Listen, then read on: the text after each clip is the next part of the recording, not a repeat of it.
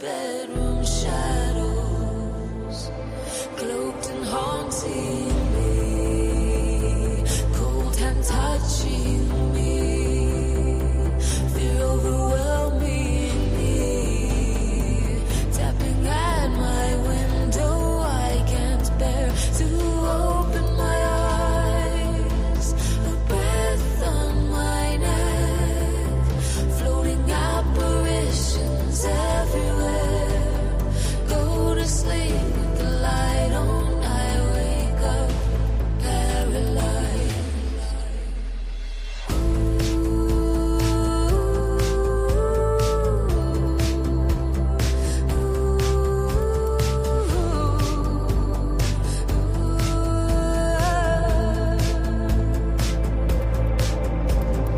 Ghostly apparition hovering over me, asking what it wants to know. I'm shaking now, it calls out my name, cloaked and haunting me, cold hand touching me, fear overwhelming me, tapping at my window. I can't bear to open my eyes, a breath on my neck, floating apparitions everywhere.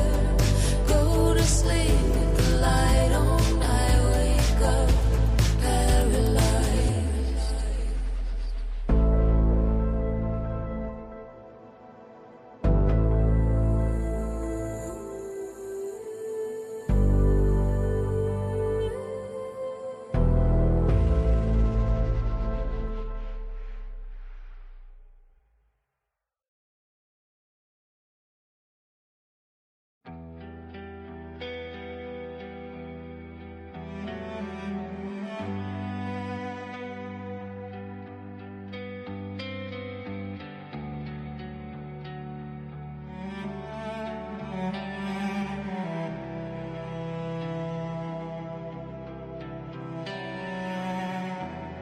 This pain of coming back to life, I feel everything, everything. When I open my eyes, your face, I'll never forget.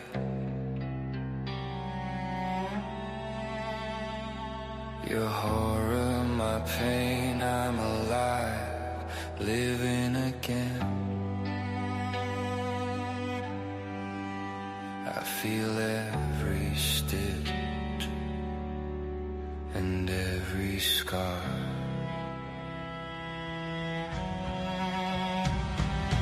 Father, what's my purpose? Abandoned, left for dead, a monster. Why have you forsaken me? Accept me as I am.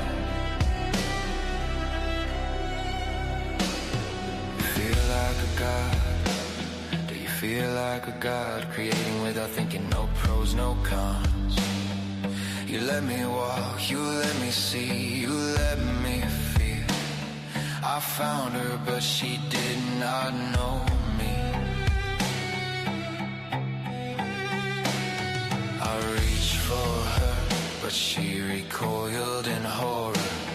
I wanted to beg anything for her love, the look on her face. I want out of this place.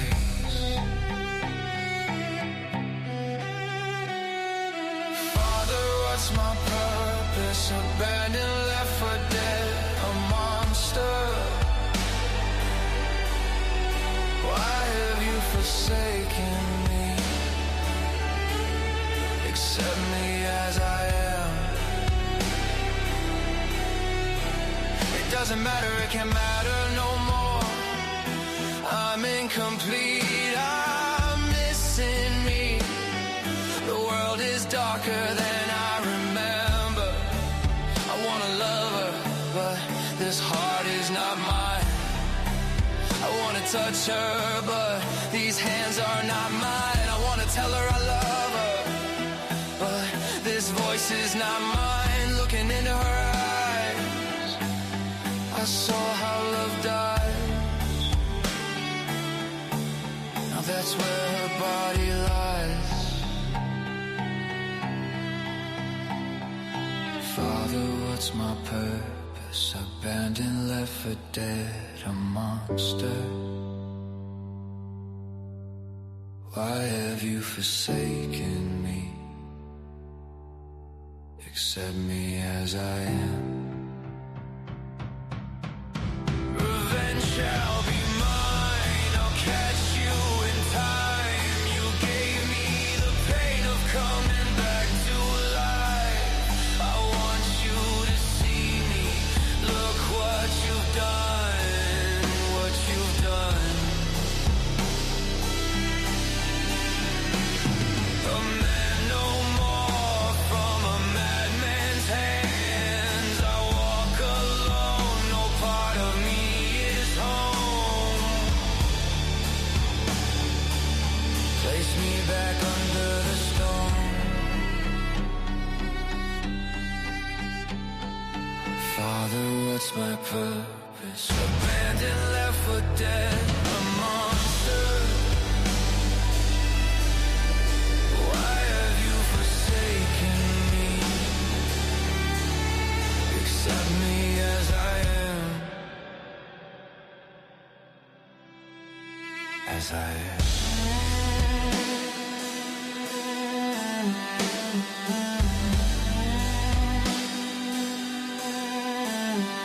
What's my purpose?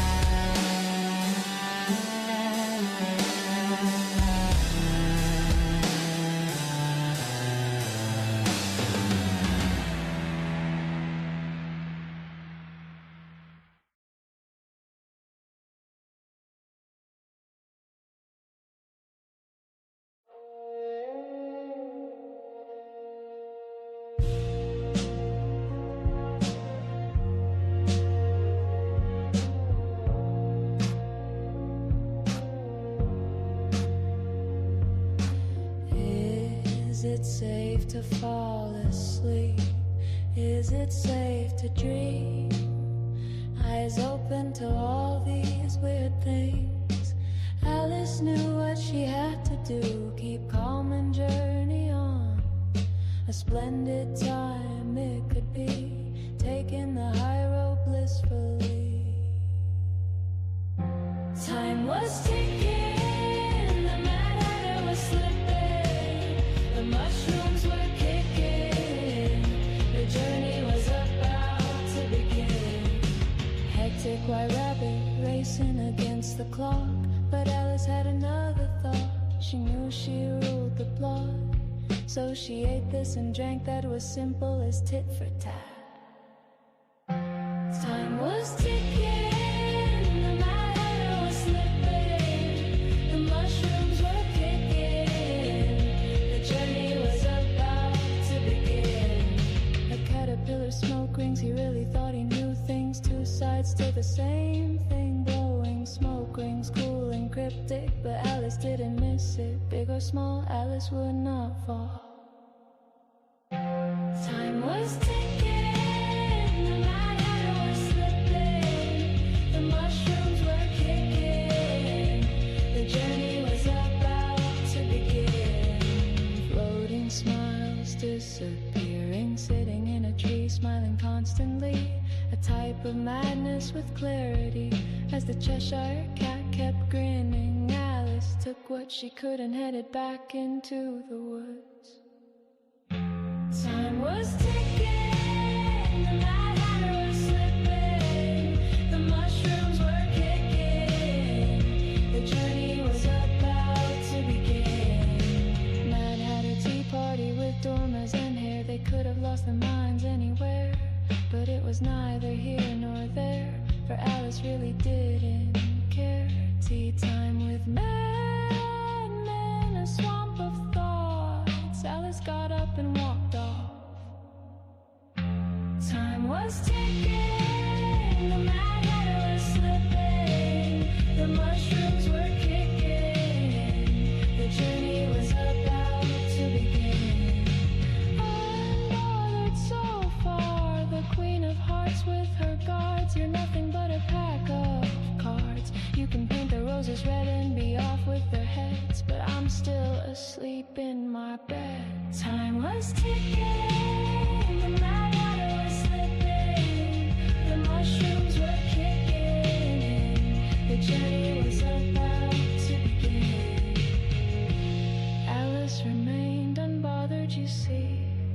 she knew it was all just a dream.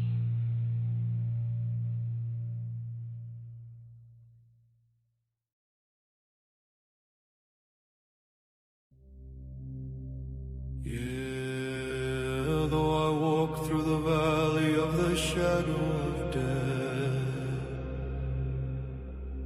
a good shepherd is he, the one that guides me.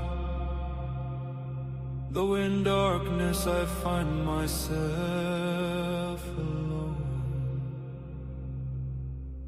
I lack nothing, for my God above me his throne. All his love he has shown. Though in darkness I walk alone, in a world so cold, this is my life above me his throne.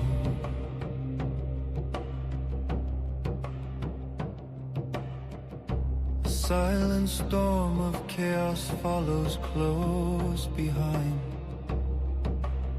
but in him comfort I find. I find still waters flow gently, reminding me in him I find safety. Though in darkness I walk alone, in a world so cold, this is my life above me his throne.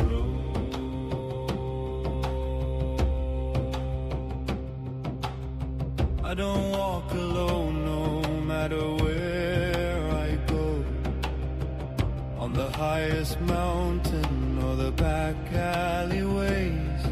The Lord with me he stays. He restores my soul, renewed, unbroken, his righteousness spoken.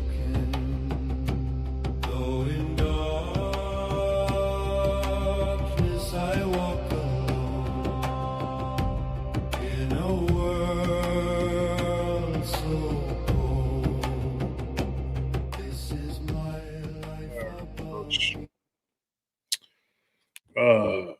Welcome to Paranormal Roundtable. I'm your host, Josh Turner. This is PRT. Join us in the real reality. That's what this is. That's what we're doing here. All right.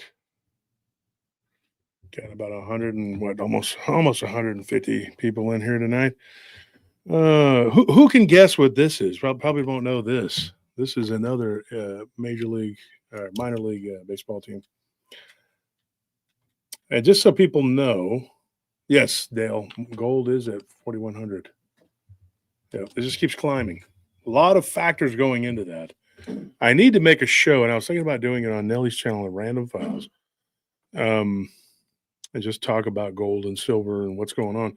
Silver is going to climb more. Need to pay attention to that. And copper. Both of those have some extenuating circumstances, and it's going to go through the roof because there are some things happening that's going to make it go up, up, up. Somebody said pirate polar bear. No, take a look at that. It is a mascot, but I'll tell you what it is later later on in the show. We get some people in here. Somebody already got it. Who? Paul. He looked it up again. Well, I'm not going to repeat it. Y'all just have to look at the chat and see what it is. Somebody said Frankenwolves. The normal mascot looks like that, but without the Frankenstein monster head thing. So I thought it'd be appropriate to wear because Nellie's new song about Frankenstein's monster is out tonight. She's been working on it for the last week. It's pretty cool. It does have wolf ears because that's a wolf head. It's a wolf head with a patch on it. That's the Erie Sea Wolves mascot. And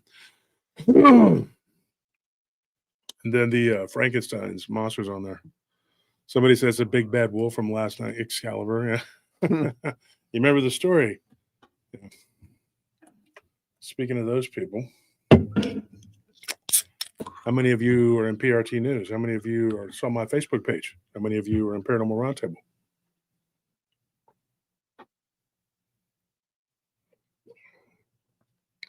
Saw what they did.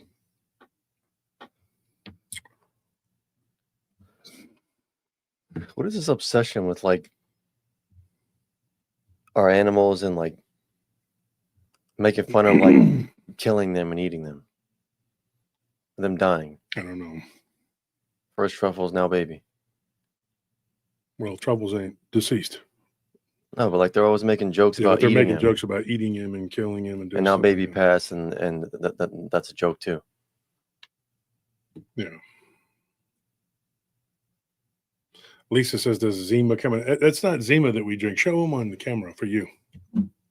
Oh no, this is just bottled water. It's like mineral water. That's all it is. It's like Topo Chico. You get it from HEB. Mhm. I like it better though. I don't even think they make Zima anymore. That's that sugary alcohol drink, right? That's Yeah, what it was. I mean, it's like alcohol, like 7-Up or something. Yeah. I drink it like one time. I think I literally drink it one time, like at a party. I don't never liked it. What's up, Dick Richards? Dicky Poo? Is that what you're going by now? Jeez Louise, what kind of weird. What's up, man? How are you? Could be better. Oh, sorry to hear that. Happy Canadian Thanksgiving. Was that what that is? Yeah, I think it's today. Oh, Why? What's going on? not much. Just More nonsense with the nonsensors? let's start with this. This is what they think is funny. Now, read the name of that group. Truth for Mike Abnormal Investigations. Whoa, And does then- that say what I think it says? Yeah, they're talking about our dog right there. That's from Mike from Abnormal Investigations. And then they put IYKY K, which is if you know, you know. And I know what you're talking about. Talking about my dog. So we haven't been able to bury her yet because she's out at the ranch, and so we had to put her on ice. Are you And- for real? Yeah, so I guess I said something about it on the show, and these stalkers took it, but while they're raging and crying over there in that fat girl's group, the big fat whale, in my opinion, she's one of the ugliest people, and she looks like the pale orc from Lord of the Rings. And I'm going to say this: if I thought it was worth a response, then we would go and start making videos and break everything down and take it out of context. But the difference is we don't have to take things out of context. They do it for us. They're already over there just showing us their true colors. But They really are evil, dude. they're evil. It's They're unbelievable. evil, and then they cry. But that's not a real picture of baby. That's something that they just conjured up. This was baby. This was her. And She's cute. she was a cute little dog. And here she is, another picture of her. Oh, poor sweetheart. Yeah. This was her. She looks like a squirrel right there. She's chewing on her little toy. She's cute. But they think that that's funny to make fun of a little dog like that. But the thing about you have to understand about Ike, in my opinion, he is a sociopath and he has no feelings for anything or anyone. And all these people that are Apparently. rallying around him and fighting and helping him, you're helping one evil bastard, in my opinion. But that's fine. Continue to rage, because I promise you, when this month is done, because this month I have a lot of work to do. Here at PRT, we don't have the luxury of ranting and raving for every episode for every day. They fool a few people with their bull crap. Oh, I'm glad to hear the truth. It was only like one person. Somebody sent a screenshot of the comment section. And I was like, I recognize like one real person. This is all bots. Yeah. But it's unfortunate if anybody believes in their lies, because you can take anything and take it out of context. And all the crap that they were like, oh, look at these texts from 2 years ago. Who cares? It's a testament to being forgiving and not giving a crap what somebody said about you 2 years ago. I mean, that's the thing. Yeah. How's it going? Hey, what's going on, Josh? Can y'all hear and see me okay? Yeah, we can see. Looking a little different tonight. Yeah, I got on different glasses. Mhm. Yeah. Changes your look there. Now, we're just talking about, we're getting some people in here in the chat here. Some of these people just going crazy. I don't know, though. If you're into the paranormal, why would you waste your October hating and attacking somebody or people? Doesn't make any Because sense. they got no content. They got no content, bro. Yeah, over here we actually give people what they want. Yeah. The whole point of them tuning into a paranormal Yeah, channel in the what first you're place. supposed to do. So we're not going to take up a lot of time, but if y'all could just, I don't know, say a little prayer for baby's little soul. I've seen her twice now. Saw her in a dream, and then I could have swore I saw Marta's playing with her. Yeah. Well, Martis has been kind of like moping around since she passed. Like, Yeah, they were close. I And could so was swear he Banjo. knows. Yeah. Oh, when Martis went the night she passed, Martis was acting very weird. Yeah. Like I tried to pick him up, and he squirmed loose and he ran under the pinball machine where baby would sleep. Yeah. Remember how she took the pillow and went underneath, and so Made her a little shelter under there. yeah. Oh, and one of the comments I got to say, this is hilarious. So one of the comments on there that somebody sent me from the video from last night, probably a gay person, because a lot of them are gay over there. And if they are, they're gay, whatever. I don't care. But this guy says, I got gaydar, and I can tell he's involved with his co-host. How about you? Wow. I bet he's got a gaydar. That's freaking Yeah. sick, dude. I'm sitting there going like, if I was gay, no offense to you, but Uh-huh. you wouldn't be my type. Okay. What is going on?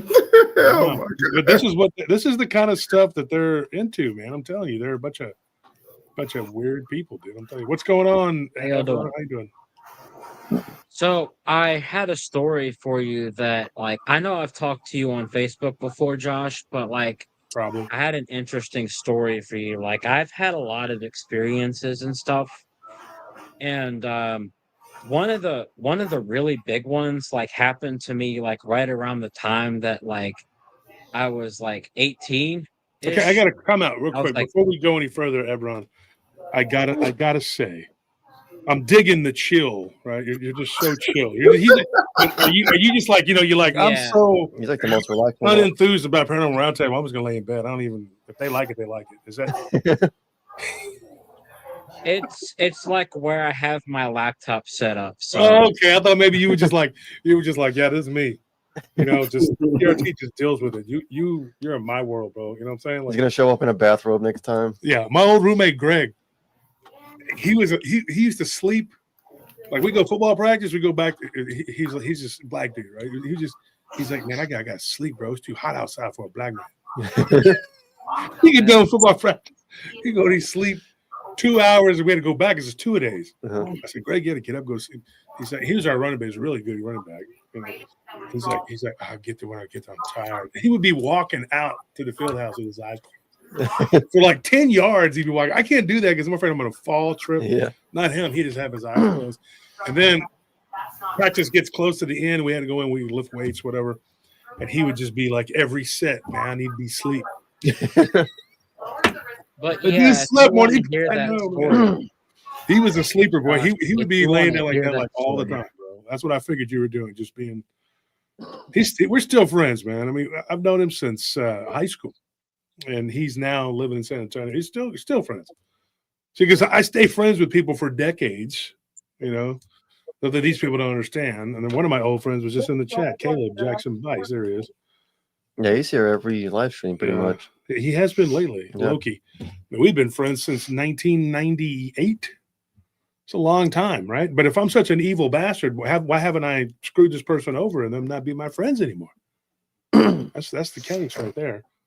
But anyways, I just thought maybe you was just chilling. But Ebron, go ahead. Let's get into what you got, man. What you got going on? So the story that I have is something that happened to me when I was in my old house here in High Point, North Carolina. I was I've seen a lot of things in that house. I think one of the more like weirder things was something in my basement. I used to have to like go downstairs to like cut the water on to like use the shower and stuff Hmm. because there was like a leak somewhere. So like I had to like cut the water on and then like go upstairs to use the shower. Well, my stairs were like, it's hard to explain, but my stairs had like an opening and the water heater and stuff was like over here where my stairs were like right here. Well, one of the creepier things I saw was like there was like a goat-headed man in like pentagram robes. And I tried to point it out to like Jen at the time, but like it was really weird. Like I saw this thing a couple of times when I went down there, but it was like always in like the same place. Down in the But basement. that was a What more state are you recent in? thing. I'm in North Carolina, Oh, yeah, there's a lot of weird stuff in North Carolina. What's up, but Dan? How you doing? What's up, the brother? main experience I wanted to talk to you about was actually the thing that happened to me when I was 19. Doing Like good, brother. How are you? I was in school still at the time, like high school, Mhm. and of course, like I considered myself spiritual, so like I do this thing where like I typically like combat things, but I wasn't very good at that time. I was like still kind of a noob You at would my you would stuff. combat things like with a nunchucks or something? Like what do you mean? Like I astral travel Okay, all right. and 'Cause I needed to I clarify fight that. So, things that attack others and that attack uh-huh. me. Yeah. And I typically like help people with things like that. But needless to say, I was walking home from high school and home was only like roughly about like 2.5 miles away, Hmm. and I would just like walk that. So like I ended up um seeing this thing, and it was like a transparent red cloak. And this thing would like fly. It wouldn't like levitate. It flew. And I kept hearing this like raspy growl. And then like when I got home, I did my normal thing. I got on my computer, then I went and got in a shower. And then like as I was in the shower, something grabbed my leg and I had that handprint on my leg for like over a year. And one of the other things that happened to me, the big main thing like happened to me like later on that night. I didn't see the entity at that what grabbed my leg. I did see a snake on the shower curtain. And then I checked it and I was like, there's nothing there. So um from there I did my normal thing. I got back on the computer and then like later on that night was when things really started to like kick off. I got like really tired and I was like, oh, I'm gonna go to bed. Well, I go in my room to go to bed and there's this like thing. It's it's bigger than a normal dog, but it has like it looked like it had like a skeletal face and it was on fire and it was weird. But the I decided to try to like ignore that because I was like, you know what, I just don't care at this point. I was too tired. And then I see something come out of the like what I could only describe as a portal. And the shades of color that this portal was like a really like electric red, like lightsaber red almost, Mhm. with bits of like dark blue with like electric blue in it. And it looked like it was like gassy. So like there was like shadows and stuff coming off the other thing. And this thing, it it was missing hair. It had teeth that looked like like I don't know if you've ever seen like deer teeth. Well, these things look like they were about like this long, like pencils, and it had mangled lips, and like it looked like it had a third eye at one point, but it looked like it was like seared closed. Hmm. That's something I could talk about, but let's keep going before we get into that. I also wanted to point out that you remember when you did that story about the snake-like entity? Well, there's a Which type of one? entity in the Yeah. astral called an indicus, and it's like a snake, but it possesses people, and they can get to like really big lengths and Mhm. sizes. I've ran into a few, and even I had to help somebody out who was like possessed by one. And it sounds strange, I know, but like the biggest one I saw, I had to like run from this thing because I was astral traveling at the time, and I had to like run from it because like this thing had like multiple heads, like a hydra almost, Mhm. but they essentially look like black covered snakes with like red eyes, and they do like bleed ooze and stuff. Ebron, are you trying to fight these minions of Satan in your name? Like you said, you It's were breaking up a little bit. like just. It's How do you typically fight like these when I things? get attacked. It's typically when I get attacked. I kind of do like a lot of like spiritual things in the astral.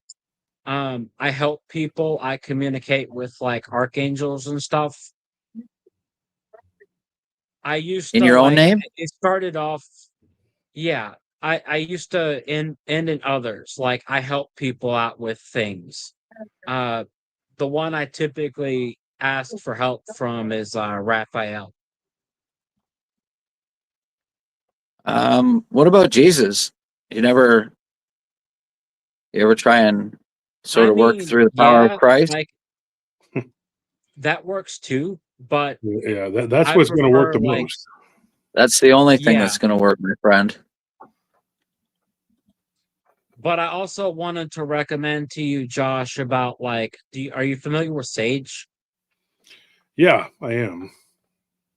Um, these people that have been attacking you, I feel like what you should probably do is like Sage to try to cleanse in some way, or like you said, talk to Jesus. Um, I find it very interesting what you talk about, though. I've never like seen like a winged entity like those vampires before, though. Like that was a really interesting story. Which encounter were you referring to? The one with the barn, I forget what episode it was, but it was the one with the barn with the people that had to stay in the barn and they were getting Oh, attacked that was by that a thing. wasn't that on That was a podcast episode, I podcast? believe. No, but that was. In Belarus. Are you talking about the Belarusian one? Or are you talking about the one with the kids from Louisiana? Oh, I we haven't think it released was that one the yet. Belarusian one. Oh, okay. Because the ones in I Louisiana felt had the like barn. Hmm. I felt like the Belarusian one was like really close to home with like some of the stories I've heard about Mhm. like what these entities do and what they actually like to do. I feel like I'm a big person like against like evil things. I feel like it's weakness. Mhm. Um and I don't like to like deal with stuff like that unless I absolutely have to. Like if it's like present somewhere where I need to get rid of it and it's causing problems, I'll deal with it. Yeah, and here's the thing: you need to understand something, and I'm gonna have to look at this. Got something going on with work here.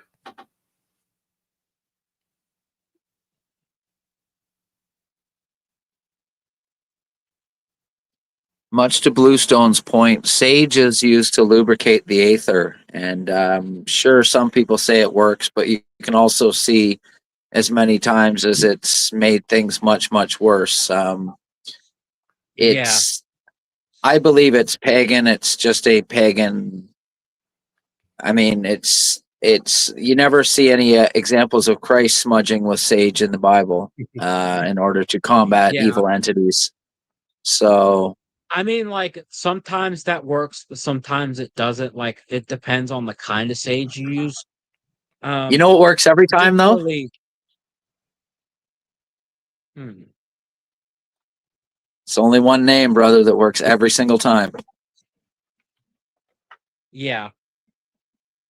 Sorry, continue. So let's get into this real quick, Ebron. Couple things here to unwrap what you've been talking about here.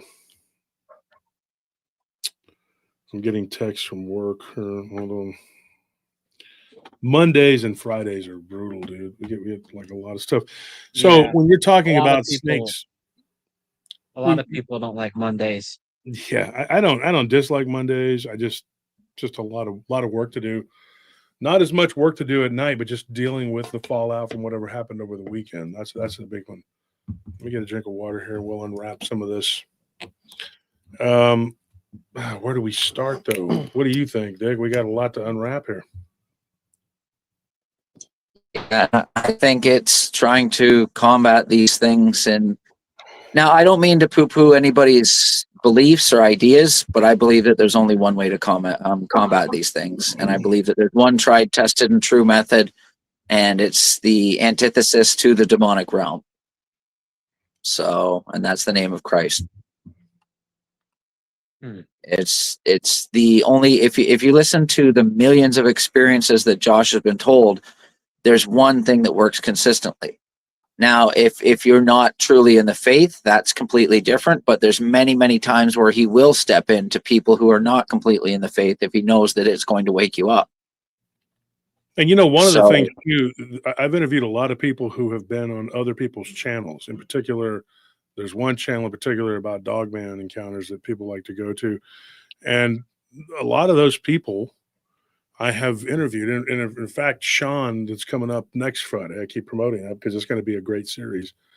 He's one of them, and I've interviewed a lot of people, and they don't really get to tell the whole story on those channels. Now, the reason that those channels is because they're just basically, you know, focusing in on that one particular thing or whatever it is. But if you look at these people's experiences, a lot of times they will tell you that they did invoke Christ. And everybody's like, well, if that dog man wanted to eat you, it would have. Yeah. And also, it's not an animal that has animalistic I don't tendencies. feel like it's an animal. I feel I don't like either. it's like a hybrid of some sort of It is. human and beast. Mhm. That's what it is. And so, one of the reasons why, and I tell people this regularly, that they don't attack and eat is because people, you know, do invoke that, and people begin to pray because when they're ready to do something to you and they're generating that fear, a lot of times when these people that survive these experiences, they do pray. And when they start praying, this thing begins to retreat because it's looking for a fear-based meal, whether it's energy or physical flesh. We don't know 100%, but when someone lives to tell the tale, oftentimes that is the case. They are going into a higher spiritual, you know, mindset, and these Yeah. things don't like it, so they bail. Because as God comes to you, fear recedes, and when the fear runs out, this thing doesn't really care. It doesn't have what it wants. And if you notice, there are certain religions. I prefer like overpowering that fear with courage because that's like its opposite. That's what you have to do. There are things that people do. Richard's got some issues with his internet. We'll see when he gets back. But there are people who can tell you this. And a friend of mine who is Jewish, and was my roommate for years. He lived with us. He rented a room from us, whatever. And one of the things we talked about was him not agreeing with kosher butchering because It is a heightened sense of fear that these animals get. Same thing with halal and Islam. Now, I'm not here to attack these religions. I'm just telling you that I, as a Christian, do not support this kind of butchering. Jesus didn't support it, and I don't think we should. That is my opinion. I'm entitled to my opinion. People are entitled to not believe or not agree. But I was talking to one of my Muslim friends the other day. And I say the other day, it's been a while, but when you get 50, the other day is like 2010, whatever. But I was talking to him one day, and I told him, I said, I don't agree with halal butchering. It's the same thing as kosher butchering. You cut the animal and then you just let them suffocate on their blood. It is a cruel, horrible death. Yeah, And I I don't don't, believe in torturing animals either like but that. that's what it That's is. torture. It's a form of torture. And this is not something, I don't know how to get around the fact, because I eat meat. I don't eat like copious amounts of it, but it Yeah. is like Loki just says it's like a sacrifice. Yeah, and I don't agree with it because the one true living God, the Father of It's Christ, he doesn't need that. He doesn't ask for that, and it is not a clean death. It is a very, very bad way to die. And if you're yeah. going to have to take the animal's life to uh, consume its flesh, there's other ways to do it. That's almost debasing it in a way that I just can't get on I board mean, with. wouldn't that be like them killing the animals for sport in a way? Yeah, I mean, and I don't agree with trophy killing. In my whole life, Yeah. I've killed two deer. Once when I was real young, once when I was older. But I just from the first time I did it, I didn't have the stomach to do it again for a long time. And then later on, I did. I went hunting and I bagged a buck, but I used every part of it. And if you can just like even this right here, you can buy these in different places, but this is part of an antler. But this was actually made by my cousin Clayton. Used to be a Oh, pitcher cool. for the Aggies, unfortunately. But and so I look at these situations here, and I'm not one of those like hippy dippy, and plus I'm a quarter Comanche. I'm not like I'm going to use every part of the animal because I'm whatever. I'm not doing that. I just think it's what's right. If people really know Yeah. me, you'll know that I just kind of try to do what's right. That's what we all should be trying to do. Now, I applaud what you're talking about, and I can say this: people change, people grow. And I'll say this: the man on my shirt. This shirt right here, one of my favorite figures in history, Iron Mike Tyson. And I say in history because you look at Mike Tyson. He was an animal. He was a beast. He was a monster. And then one time he was fighting Holyfield, also one of my Oh, favorite boxers too of all time. that fight Holyfield may between him actually and be Jake my favorite was boxer. rigged. And I remember Tyson saying, I'm going to eat his children and all this crap. And I'm like, come on, Mike, this is not, you want to be a fighter, you want to be a beast. And I'm guilty of being animalistic and doing whatever too. But Yeah. you look at him back then and you look at him now, and he has done maybe not a 360, but a 180. And he talks, like, hey, this is the way it is. He's not out of his mind.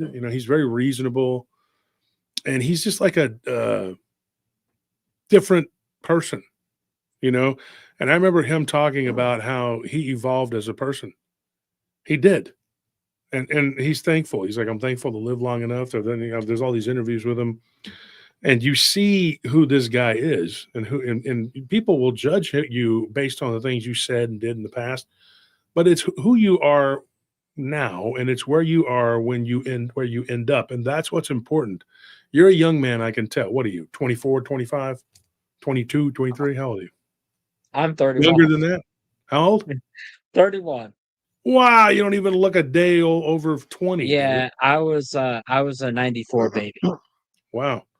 Well, I had a baby face like you, and I looked young always, always. And I will say this, and True, we'll get to you in a second here. We kind of jumped over because when Ebron got on, he just started talking, and he was like, "Man, he just threw you out the game, bro. That's how he rolls, bro. We don't even know this guy. Giving you a hard time, brother." But My and bad. true, you've been there so much, you ought to just start coming every Monday, and you and Dick can just be the co-host there, just be part of the show, you know. And Dano, I you know, don't you're welcome anytime you want. Thanks, brother. Appreciate I that, don't man. mind Yeah. coming back in again.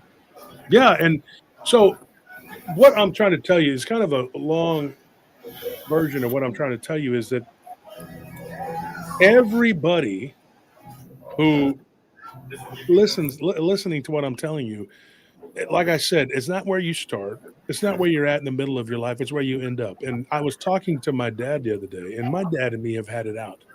And I never thought that me and my dad would reconcile. And there's still things I don't like about him. I apologize for, you know, whatever, but I don't apologize for the truth. And there were a lot of things that were not correct on both sides, mostly on his, I'll be honest, because he was the dad, right? But I will say that somebody's TV's kind of going or something, Yeah, some background some noise. background noise. But I will say this. I was talking to him the other day, and my dad and my mother were bitter enemies, and I was used as a pawn between them. And one of the things that my dad told me was interesting. I told him, and I admitted to this. And when you admit to your sin, your enemies love to use it against you and attack you for it. And I don't care. Let them do whatever the hell they're going to do. That's the thing about enemies, though, is they like to exploit. They'll exploit your weaknesses and try to throw you out like yesterday's trash. Mhm. Like I hate that about people. Like I've always been the kind of person that like if I'm gonna do something, I'm just gonna be honest about it. I'm not gonna like hide anything or like try to like do anything else like that. Like I believe in being honest because I've seen like all the I've lived with people who lie basically. And I see the little spider webs that it creates because that's what it does. It creates spider webs and you have to make another lie to add in to Keep cover adding up to all it. the other Yep. lies. Mhm. I don't like that. Yeah. Yeah. And so when I was talking to my dad, what I told him, I said, you know, I said, my mother, it was about a year or so before she passed. She wasn't gravely ill at that time. And I had called her and I was angry with my dad about, you know, and so there were some things that had gone on, you know, and so I called my mother to vent. And my mother at one time was a person that would run to gossip. And she would Oh no. love to talk about people, be angry, whatever. So I called her, or she called me actually, and I started talking to her. I said, "Yeah, I'm going through it, and I'm really upset with Dad and the way he is." And I started to try to run him down to her, and she rejected it. And she says, "You know, mijo, that's the term of endearment. You know, when you're Hispanic." She says, "Mijo, I don't want to hear this. I don't care to be a part of this negativity." And she told me, she scolded me, chastised me, and said, "You know, you need to get yourself right. Don't be angry and hold on to that." She goes, "What they did is wrong, you know, and but it's not for you to just continue on." And I was shocked by that, and I was taken aback. But then I was also kind of aggravated because I was like, you know, I wanted somebody to talk to about this, and she would. I always thought she would be a sympathetic ear, especially when it came to him. And so I was a little bit aggravated. I was like, "Oh, you can talk about him for decades to me when I asked you not to, but now when I try to say something, because that's the human reaction." But looking back on it, it was her spiritual journey because she had that near death experience. It changed her, changed her. She was on this spiritual plane when it happened, and she saw Christ.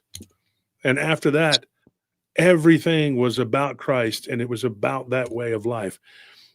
So she wasn't having it. It wasn't about, and so after that, I never said anything to her about my dad again. And you know what? It made me feel better because I didn't need to go and run him down or say whatever. I felt like I got a raw deal from them. Felt like I always did. But what does it matter to those people when you say something about those people to someone? What does it matter? You should tell It people what's shouldn't going really on so like that you can understand. Hold on. So you can tell people so you can understand, like they can understand, like be wary of this person, be careful. But at the end of the day, if you're carrying all that anger, you're the one that's going to be hurt by it. You know. Yep. yeah. So today, I see that I post that was made about my dog dying, and it was our dog, all of ours. And it was an ugly, nasty, mean thing that they did. And they think it's cute, they think it's funny. But it just shows you the level of ignorance and the level of hate from those people. And I want the community to be aware. But as far as me, it's only going to hurt me if I sit there and I dwell on it. So I didn't. And my wife told me that today. She's like, don't let it, whatever. But I want people to see these are the people who are going around saying the things that they're saying about us. But at the end of the day, they're nothing. They're not important. And when you are someone who is doing what you do, Ebron, and I've said this before on the show, they take that and they attack it. They say, well, he admits that he astral travels. What's so funny about it is everybody does. They're just Yep. so ignorant that they don't realize what they're doing. They don't even realize that dreams are not just dreams. And when you're called upon to fight, you have to fight because the evil is so overwhelming. It's like a tidal wave.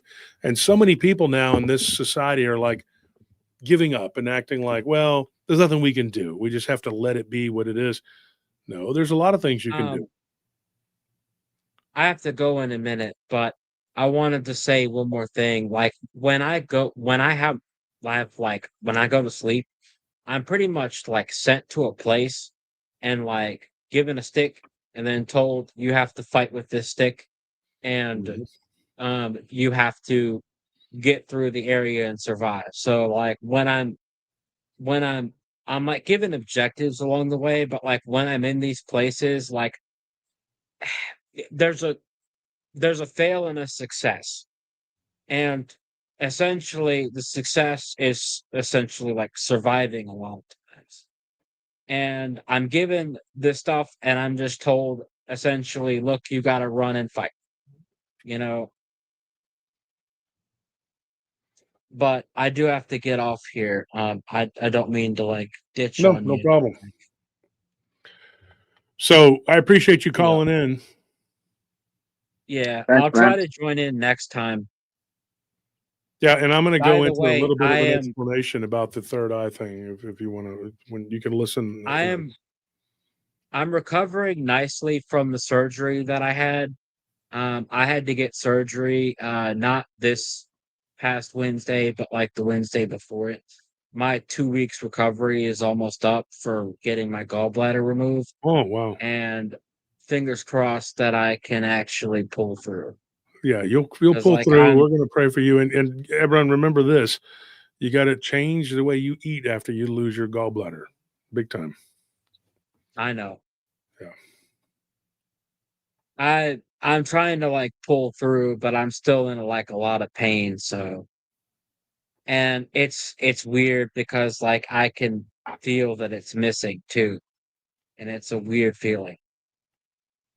Yeah. But yeah, I'll talk to y'all later. All right, Ebron. Thank you. Thanks for stopping by. Didn't mean to be looking at my phone, but I'm dealing with texts from work. I got a situation at one of our properties. 91 people in the pool. No, it's not. Not yet. Never mind. It's a complainer. No. As it that Usual suspects. I'm going to say something though. That could still I'm convinced that could be something supernatural because they're hearing something and nobody's living up there. Yeah. And I haven't heard it, but I've had other guards say that they've gone up there and they've heard noises. And one of them, she went in. She's ex-military and she's pretty tough. She swept that place and she's like, I didn't see or hear anything when I was inside. Then when I was going back outside, I thought I heard like a conversation. So that is creepy, and I actually had a conversation with one of the property managers a couple of weeks ago about the possibility of things being haunted because there was a complaint that kept happening, and she didn't know what it was. So she was, open to the possibility. You'd be surprised with these property managers because they deal with weird stuff so much. Oh, yeah. That eventually they just start to go, I have no explanation for this. This could be something. We had a security footage. Get this. It was about it was in the middle of about 6 weeks ago. And I go over there. It's hot as hell. I had to go over there. I was kind of aggravated. But then looking at the footage, it's hard to say, man. Like, there was a person walking through the halls or wearing a hoodie. And then at the end of the hall, they just kind of vanish. They look like they turned to go to the door, but they didn't. If you don't pay attention closely, it looks like they may just disappear through the door, but they don't. They just kind of go, and then it's gone. So the maintenance guy was like kind of showing it, and it looked odd, to say the least.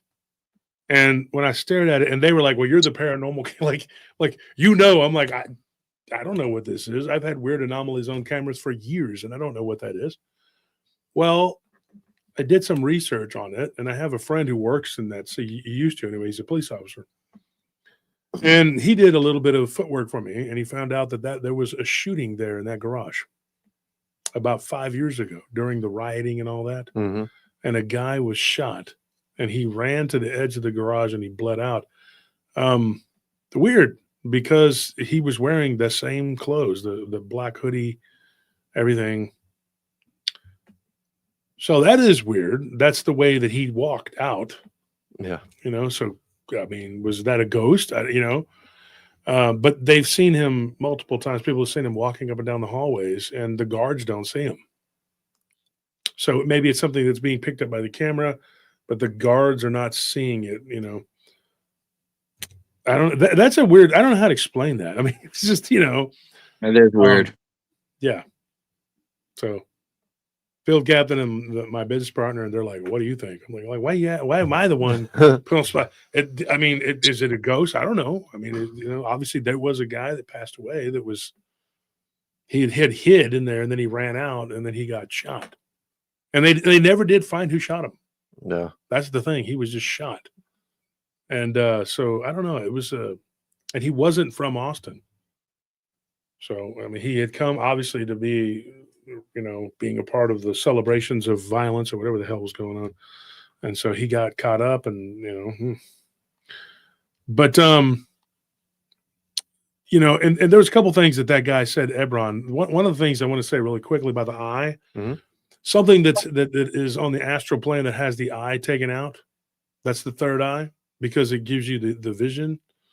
There used to be people who would go to these new age preachy people, and they would close their third eye. Yeah. Well, why? To keep you from seeing the truth. So there is a thing to that, where these entities, where I've heard this before, people will see something that looks like it has an eye that's been manipulated or taken out. And that is because, like I said before, and this is going to sound it's kind of deep, and it's kind of weird, but these entities will be in these like gangs. I'm not even joking. Like like we group together in gangs, they do it too. And some of the leaders of these groups, these demons, jinn, whatever you want to call them, will make them close that eye so that they will not be subject to seeing the truth.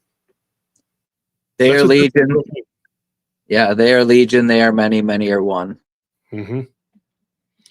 So just as it is with us, it is with them. They do the same thing, and they have families and things like that. It's a very weird thing. And then what he said about snakes, those snakes on the astral plane, the Nagas. Now that could be the spirit of the Nagas or the Naguashas or Naguishas, however you want to say it. Those are different ones, two different things. And these spirits can possess people, and they're not the same as these reptilian spirits. They're two different things. They're very snake-like. They don't have any appendages. They just look like a snake or a giant worm, but you could see it's like a viper head.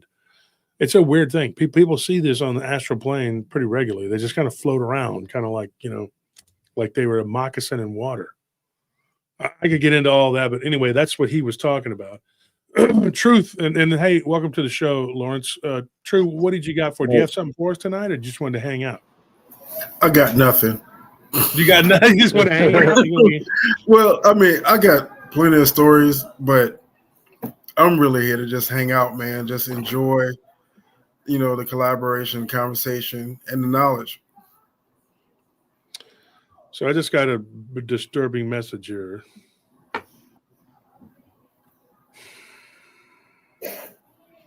Okay, these people are freaking just out of their freaking minds. Okay, so earlier I showed you the pictures of our dog. So this picture here, that was the picture that they made, that these evil people made from Mike of Abnormal. Justice for Mike is what it was called before. Yeah, justice, right? Put that picture on the screen so they can see it. That is actually, that belongs to a member's, that's a member of ours dog. Her name is Amy. These people go to any links and they put it in that group. I'm sorry to Amy that they did that. We were just reposting what they put, and it has the in that group in the headline or whatever. Mike Abnormal Investigations. That's his channel. And I'm not telling anybody to not. They're over there telling people not to watch us. I'm not telling you not to watch us. Go over there and look at them and see what kind of garbage they do. Go look. You'll see. He might get a spike in views and think he's doing something, but you'll see the kind of trash that they're up to. Exactly, Benjamin. Monsters feeding on misery.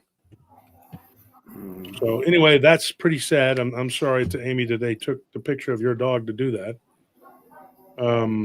What's wrong with these people, man? I'm telling you, man, they're demonic, dude. They have nothing going in their lives.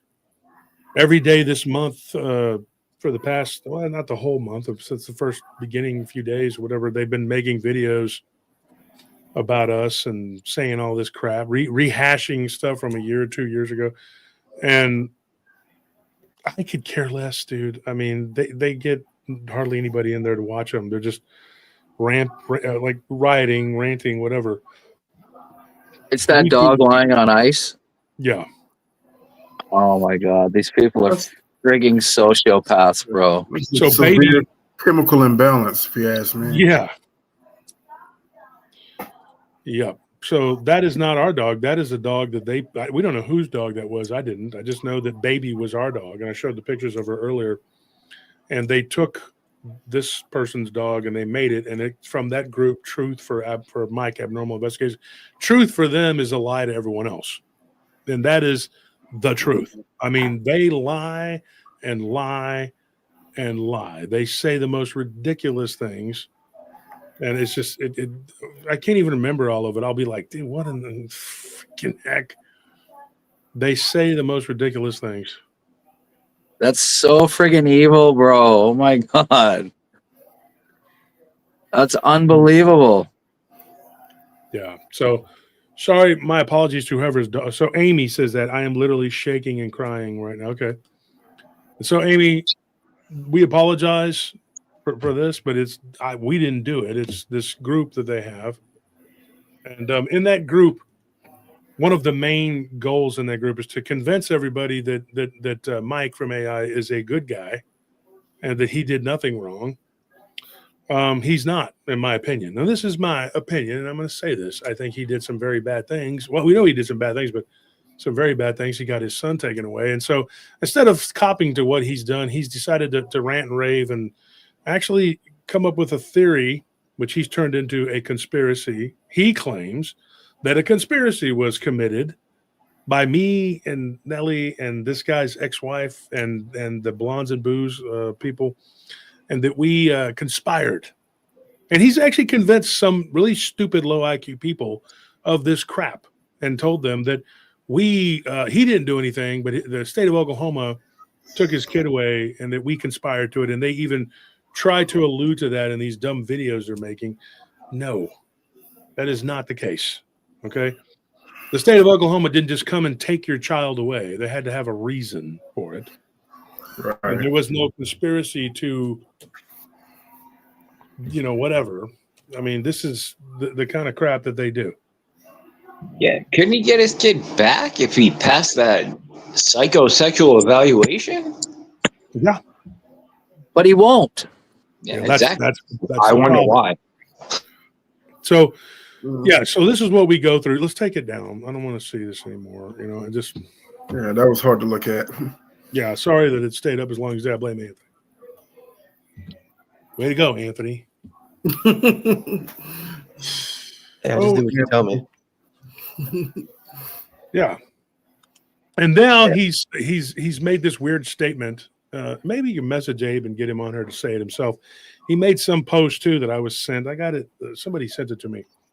He said that Abe Cius reprimanded me and told me not to be raging on his page. What in the hell are you talking about, you idiot?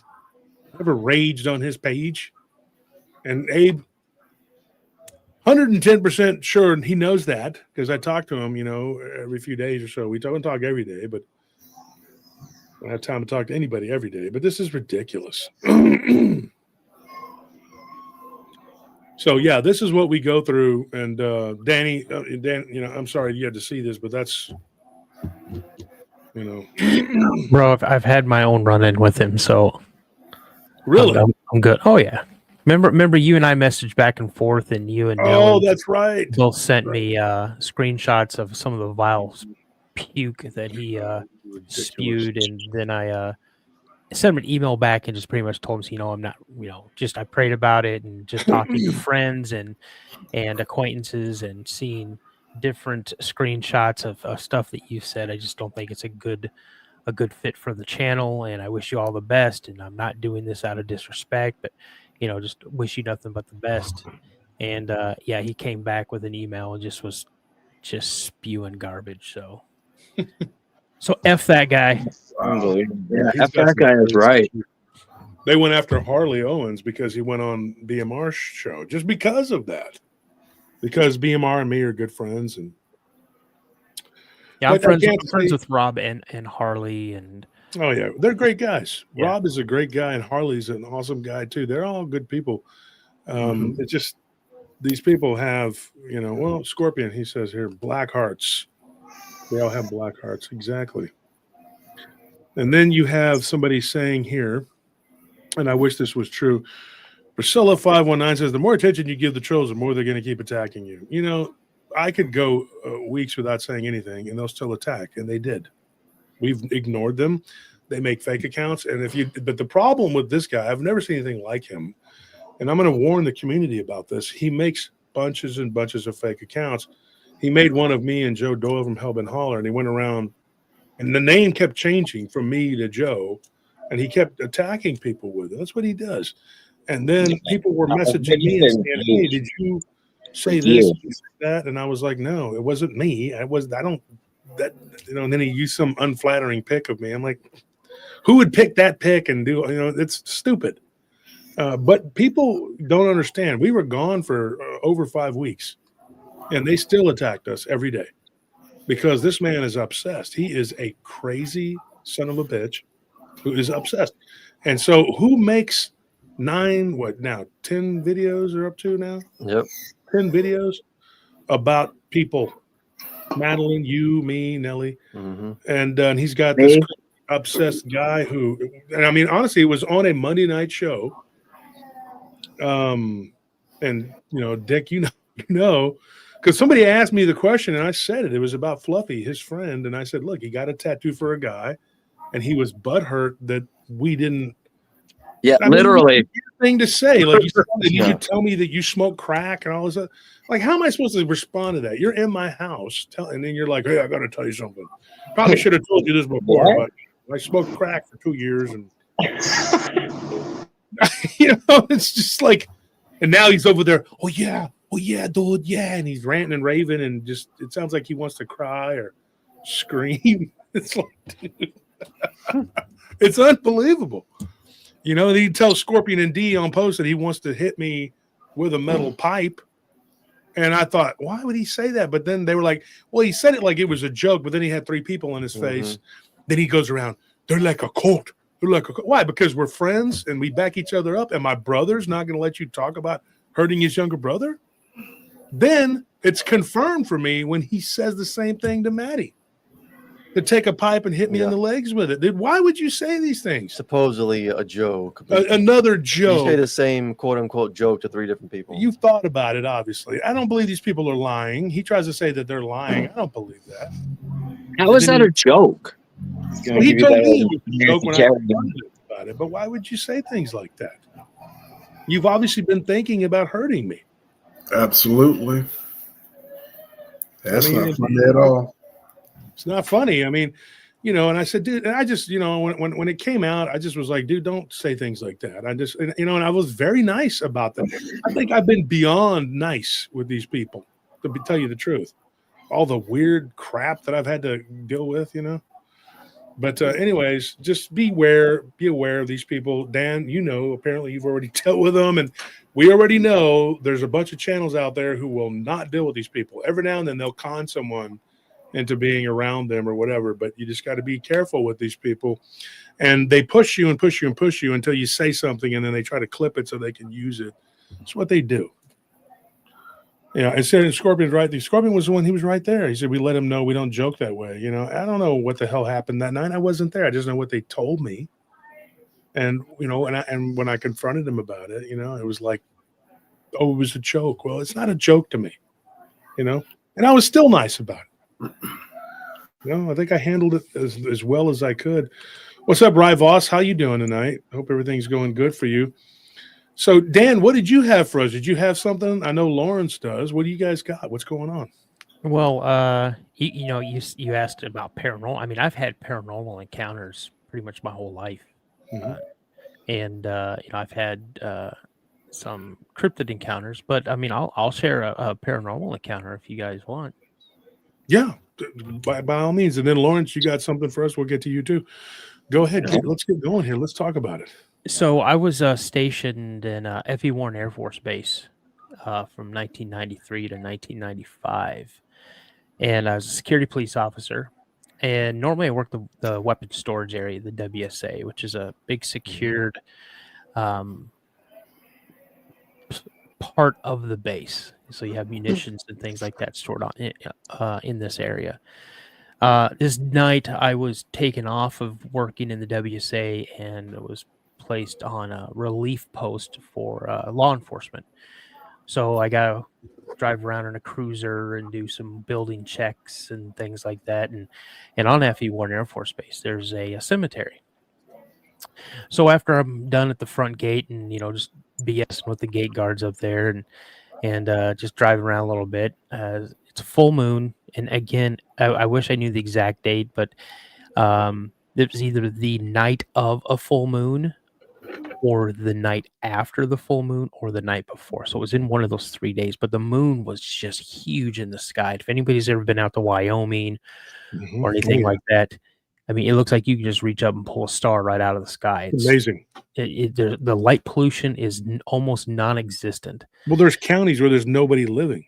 Yeah. Nobody living there. Yeah. Yeah. It's absolutely stunning. And so the moon was so it looked like it was low in the sky and it was super bright. So I didn't even have to take my flashlight out. So I'm driving and I see somebody standing in the cemetery. And it's after 1 a.m. And I'm like, what is this person doing? It's November. There's about 1.5 inches of snow on the ground.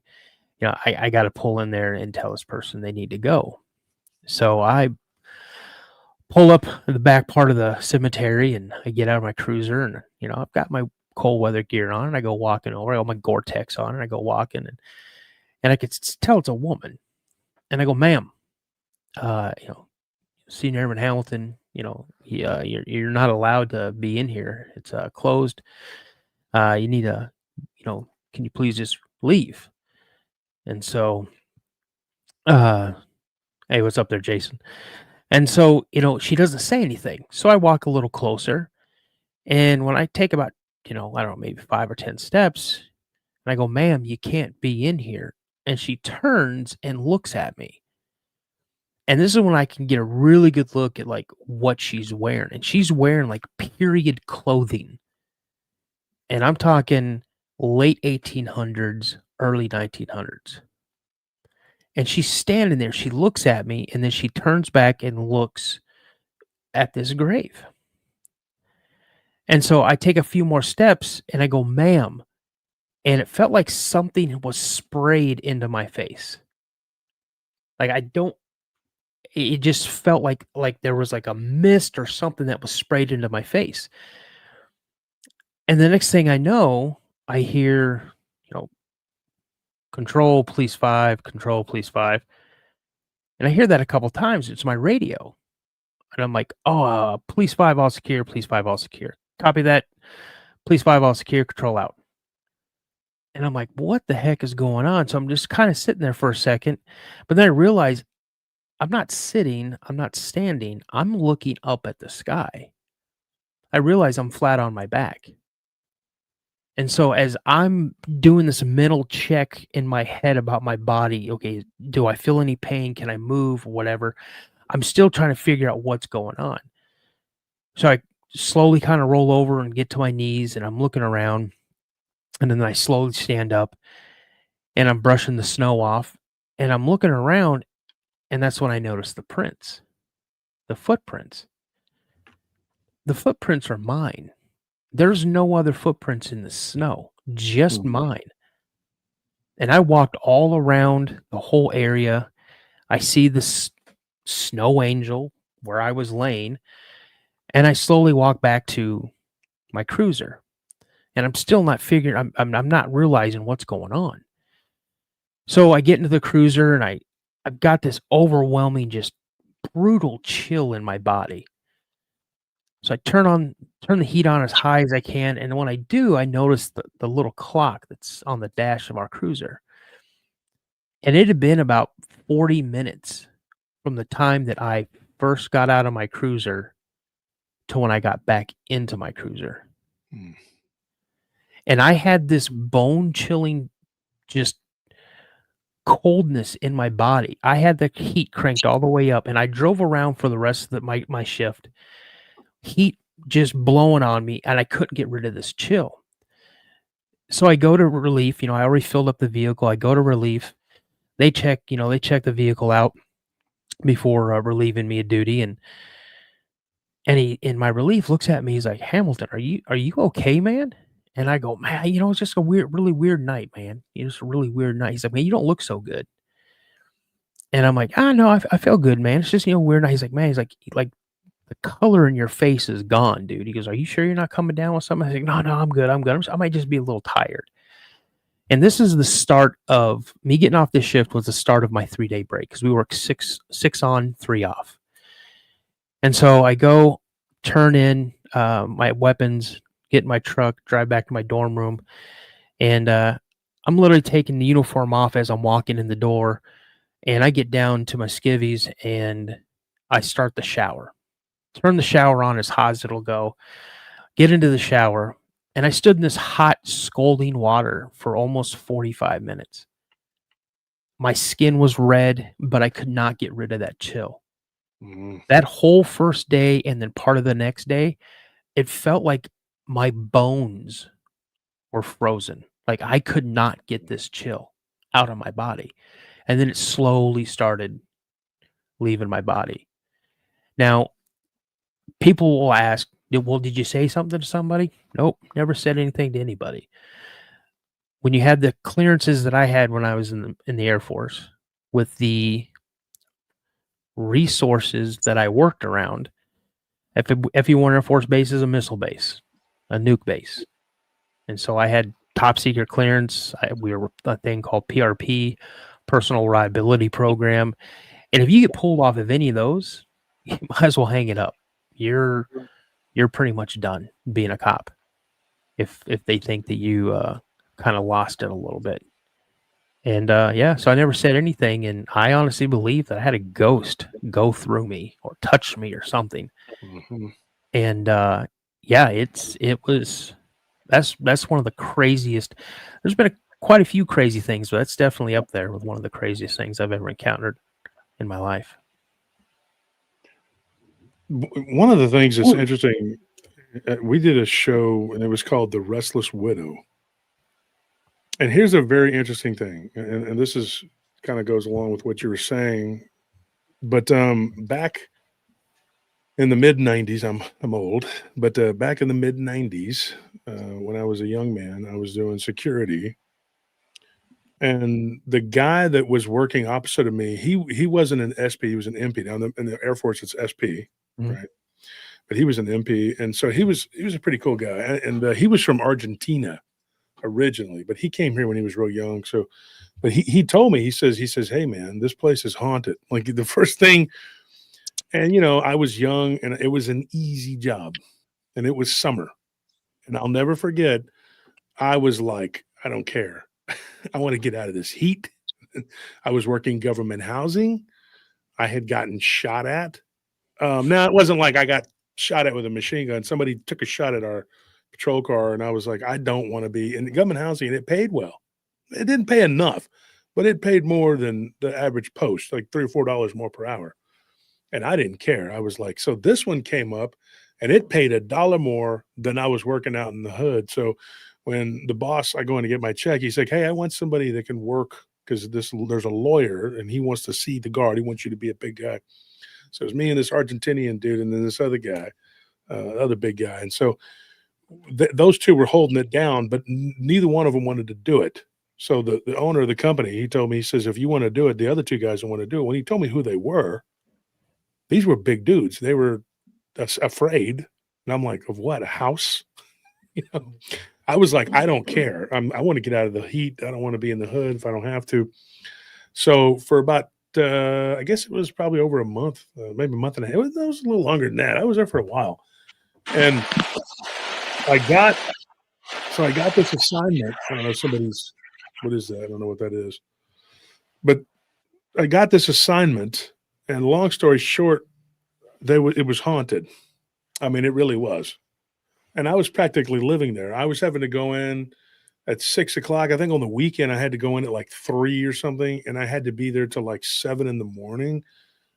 And so you were there, especially on the weekend, you were there these long hours, and there was a lawyer that was dealing with it. He said, I don't want anybody coming into the house, even if they say that they're a family member and they can prove it, doesn't matter, because all of this, there has to be a will that's going to be read. There's all this expensive stuff in there. And there were like oil paintings and a giant piano and all this stuff. And I remember that place. Very notable thing about that place.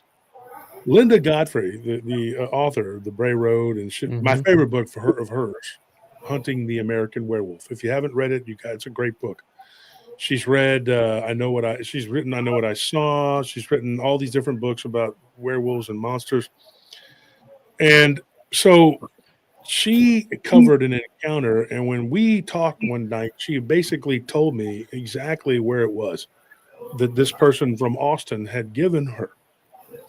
And so I went through that area, and lo and behold, it was on the same street as that house.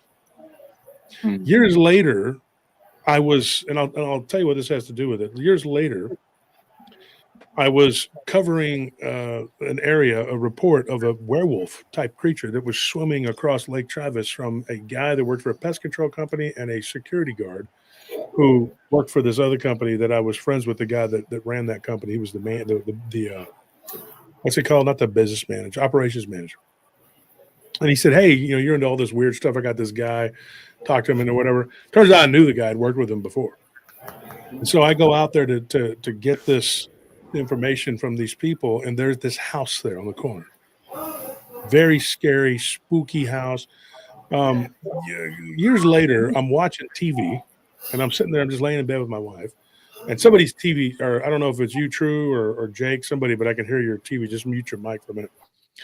So I was laying in bed, and I see this guy on there, and he's got a show, and the show is called it's Chris Garitano. It's called Strange World. And he's talking about this case in Austin, right? And he's talking about this. I don't know who's that. What is that? Let me see. Jake, is that you? I don't think so. Well, look at it. Is it? Well, it's not True. A Dick jumped off. Maybe it was Dick. Getting abducted. So I'm laying in bed, and it was Chris Garitano, and he came on. Of course, he was Montauk Chronicles, and what was the other one he did? Dark Files. Dark Files. Great guy. Did a bunch of work, and me and him good friends. And so he was on TV, and there was that house, and I told my wife, I said, that house is right there where I covered that dogman encounter with that security guard. It was a security guard and a pest control guy that were there to do the yachts in the spring to get rid of the spiders and bugs and stuff. And it's really weird. Like in that same area, you had this same stuff, and now years later, after, and I had no idea, but 20 years later, I would talk to Linda Godfrey about, or not quite 20 years actually, about what had happened to me at that house. And I told her, I said, Linda, that house, and there was a house I did security at about 3 or 4 blocks from that spot where that person saw that dogman. So that's interesting that those because and the reason I say that is because Dano, you said I've had paranormal stories and cryptid stories, but it's weird how they are in such close proximity to one another. And I think that they are existing side by side because of the energy. There's these vortexes and portals, 2 different things. And people will oftentimes report the phenomena in the same area. And at that house, a ghost, literally, I know it was a ghost. And we talked about it on that show, the Restless Widow. She touched my arm, and my whole body, half of my body went numb like ice.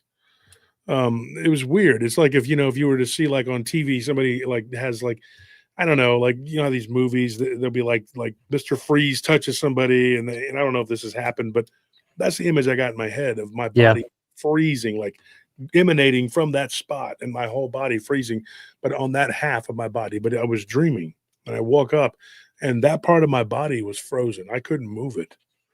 And I was just like, it terrified me. It scared the crap out of me. I think it was a human spirit. I don't think that she was trying to be harmful, but I think she wanted to know why I was there, what we were doing there. And I think she was disturbed. And she hadn't been deceased that long because there was still food in the fridge when I got there, and the other guards had been there for about 2 weeks. So it's like as soon as she passed, she'd only been gone for a couple of weeks. Yeah, I don't think the ghost that I encountered was being vengeful either. I don't know, they just maybe wanted me to get out of the way. But that's not the only time that some weird stuff happened. Now, if you guys, I think there's a book called Ghosts of the Frontier, and it has F.E. Warren Air Force Base on there. Now, Wow. F.E. Warren Air Force Base is a very extremely haunted base.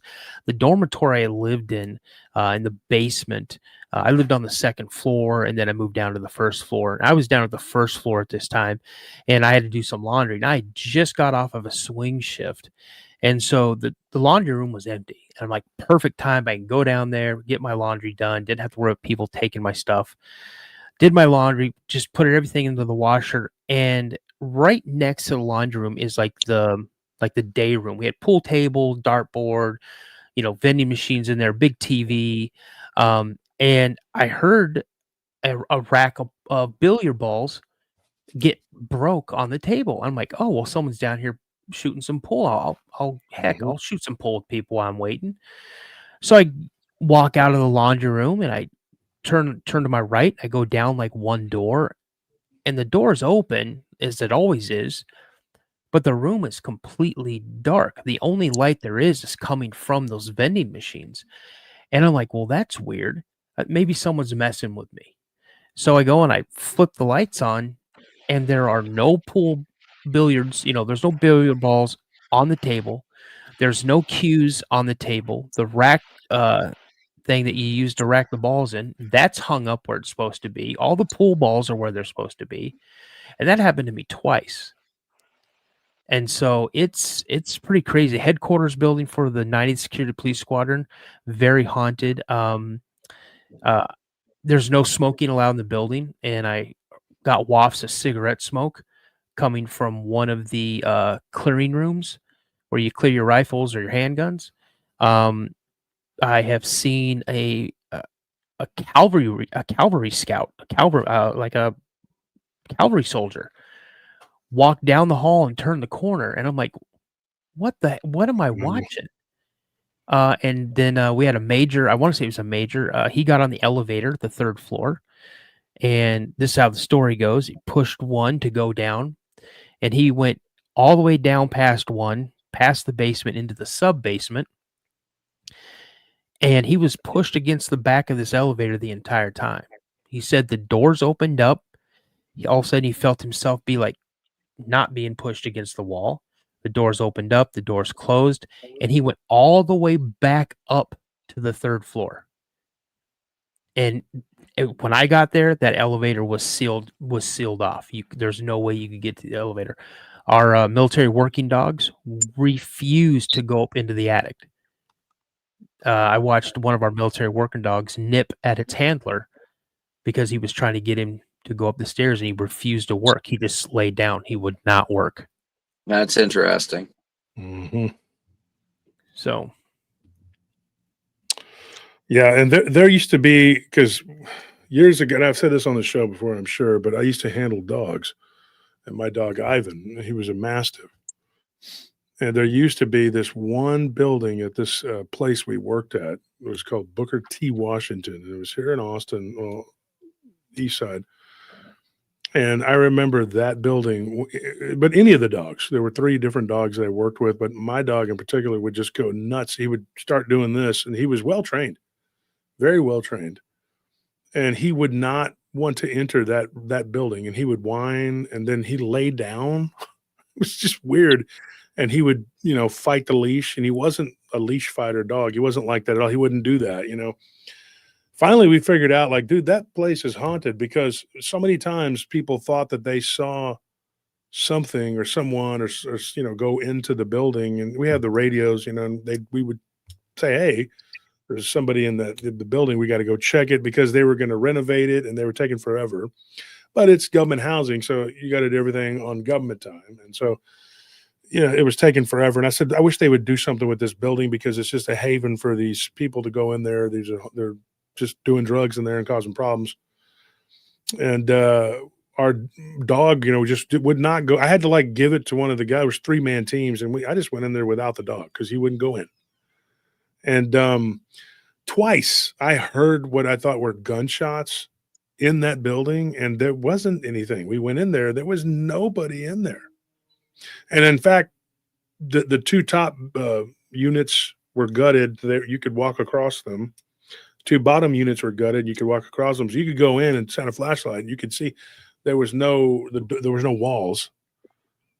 And only one time did I ever find anybody in there, and the guy was just blown out of his mind. I mean, he was just, there's crack and then there's cracked. This dude was just like, So one time I remember asking this guy who was at the convenience store across the street, and he was just always out there slinging his crap. And I went into the store, and I came out, and I had been working a couple of months. I didn't talk to the guy very much. And I said, I wish you'd stop selling to these dope fiends and keep gumming onto our property, or tell them to go somewhere else. And he goes, man, I got no control over all that, and just very frank about it. He's just doing it out in the open. And I told him, I said, go tell him to go somewhere. And he told me, he flat out, it was me and another one of my partners. He said, I done told them dope fiends, don't be going over there and smoking over there because that building is haunted. Like, he flat out told me that.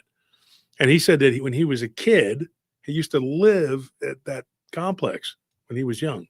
And he said that there was a guy who went in there and shot himself and shot his wife because she was prostituting. Very grim, gruesome, whatever, but he lived in the building across from that. He literally told us that. And he knew we weren't cops. I wasn't trying to be a cop. I was just trying to do my job and keep people out of because we worked for the housing authority, whatever. And so we worked closely with the police, but this guy told me the truth. He said that place is haunted as hell. He goes, I wouldn't even smoke crack up in there. That's how bad it was. So twice hearing the gunshots, both times it was a bang. So you run over there to the building, and then a couple minutes later you hear another bang, and you go inside. There's nobody in there. So was that this guy doing what he did like all those years ago? I don't know. So some of these drug addicts have very, very interesting paranormal encounters. I was at the doctor's office, I don't know, 7 or 8 months ago, and I'm at the window, and I could hear these 2 drug addicts sitting in the waiting room talking, and the girl's just blah, blah, blahing, and then she goes, I saw a demon the other day. And I'm like, oh, this should be good. She goes, I was on like a 6-day bender, and I'm sitting in the park at like 3 in the, of course she said 3 in the morning by myself, she said, and this horned demon was sitting on the swing set talking to me, and I had a conversation with it for like 45 minutes. She said it had big horns and everything, and it was just swinging on the swing, and I couldn't really remember what we were talking about, she said. But then all of a sudden I kind of snapped to reality and realized that I was talking to a demon, and then it vanished. And I was just like, girl, you got to clean up. But yeah, they have some very interesting stories. And you Hey know, guys, I'm gonna bounce out. So again, thanks for having me on. And Josh, you and I will talk later. See if I can get you on my show. sure, Dan, whatever you want to talk about, whatever subject you got, let me know and I'll come loaded. Cryptids, brother. Cryptid Cryptid. podcast. That's what I talk about. Let me know. I mean, and just specifically whatever, and I'll see what I got. Cool. All right. Thanks, everybody. All right, Dan. We'll see Good night, Dan. Later. That's Dan, the Cryptid podcast, guys. So before we jump on to Lawrence to talk about what you were saying there, Dick, you know, it's interesting because I've interviewed people who've been really high. One of the most notable cases, I dropped my vehicle off the other day at the dealership because they had to replace some faulty struts or something because it was a recall. I didn't even know it. I'd gone in there and said, hey, there's a problem. And they said, oh, yeah, we got a recall going on. So they took care of it. But one of the guys that recognized me from because of the time before I'd given him a card. He's like, I've been watching your show, whatever, you know. And so we were talking. And so shout out to Nick. But here's what happened. We got on the subject of people being intoxicated and having encounters. Now, does that negate the encounter? No, not at all. Not at all, because there is an area outside of my hometown, and it's just one little area where people see these upright panther-looking black cat creatures. Like they look like black cats on their hind legs. And this story we talked about on the show, this couple, and they had never done meth before, but they did it that night at a party. And the guy was very honest. Both of them were. They were like, look, I did a drug that I'd never done before. And I was driving home, and I think I was clear of it. I think I was getting sober. I was sober. He goes, but I did do it that night. He's like, but that was it. And I was, had drank a little bit. She admitted that she was effed up, but they both saw the same thing. They saw this black cat-like man running on the side of the road, waving at them, trying to get their attention. And they asked me if I thought it was, it meant something. And they were referred by a friend of mine's cousin. And they said that, they told us to contact you. So they'd emailed me, and I talked to him. And the guy was really disturbed by it in the way that he goes, I felt, or she was disturbed by it more than the guy because she was on that passenger side. But she said she felt like it was trying to flag them down for some reason. She's like, but why would we stop for something? So, and the guy was like, yeah, it just looked like some demon, And I told him, I said, because it wasn't supposed to look like that. It was supposed to be a man running alongside your car. And they were like, well, how do you, I said, how do you know that? I said, because if you just deduce what's going on there, I said, you guys took a drug, which sometimes it can actually open up the pathways to seeing things. Yeah. So this thing was probably going to try and get your attention and say, hey, I'm a guy stranded out here in the country. Maybe, it's worth a shot if you're an evil entity to try to get you to stop and pull over. Right. And then you become a statistic because this thing is not a man like you would think he is. He's some kind of humanoid shapeshifter or demon or whatever is on him, or he's a demon straight up. And they were like, oh, I get it. That makes sense. I was like, yeah. And you saw it because you were high, it looked like what it was, this cat creature. Because it was probably running alongside trying to make itself look like a person. But because they were in a drug-induced state, they saw it for what it really was. And nobody has shared hallucinations. That doesn't happen. One person can hallucinate something. Do you know how many friggin' people have asked me when I've told them about my dogman encounter? Oh, what kind of drugs were you guys on? It's like, yeah, we're all high and we all had the exact same shared hallucination. All four of us. One question that I have is it possible these things are, how would you say it, masking themselves on a frequency and they are using what they think is a normal human brainwave? But when you're on drugs, it alters the brainwave just enough that the normal human can now see past that illusion. Why not? Well, Why not? first I want to answer this question. David Buckle says drugs don't even work that way. If you're hallucinating, you're not going to see things that aren't there. Yeah, they do. Yeah. David, with all due respect, David, yeah, drugs will absolutely, and especially meth. You can't tell you how many people I know that have hallucinated on meth. Bathtub crank or just whatever. Doesn't matter. Staying up I've for seen days. people on glass and everything else, and they do hallucinate. Yeah, I know what you mean. They'll see spiders all over them or see spiders inside their veins. I was talking to one guy that was telling me all about the spiders inside his body, and that he was, he looked pretty rough. Spiders are very common too because that's a very common form of parasitic entity. Interesting. I mean, you hear that a lot about that. The guy earlier was talking about, I think, the Nagas or the Naguisha that he was talking about on the astral plane, but spiders exist on the astral plane too. It's a very common thing. But back to your thing, Jake. So, what are your thoughts on what he said there, Dick, or True, or anybody else want to comment? I think it absolutely opens you up to these things. It does. Like, it's why do people do DMT and see the freaking clockwork elves, and they have all sorts of encounters and literal conversations with elvish entities, or things that people will see on mushrooms, or things that people will see on all these different hallucinogenics. People sit there and have conversations with things that you can't see on acid. Are they really talking to something? Probably.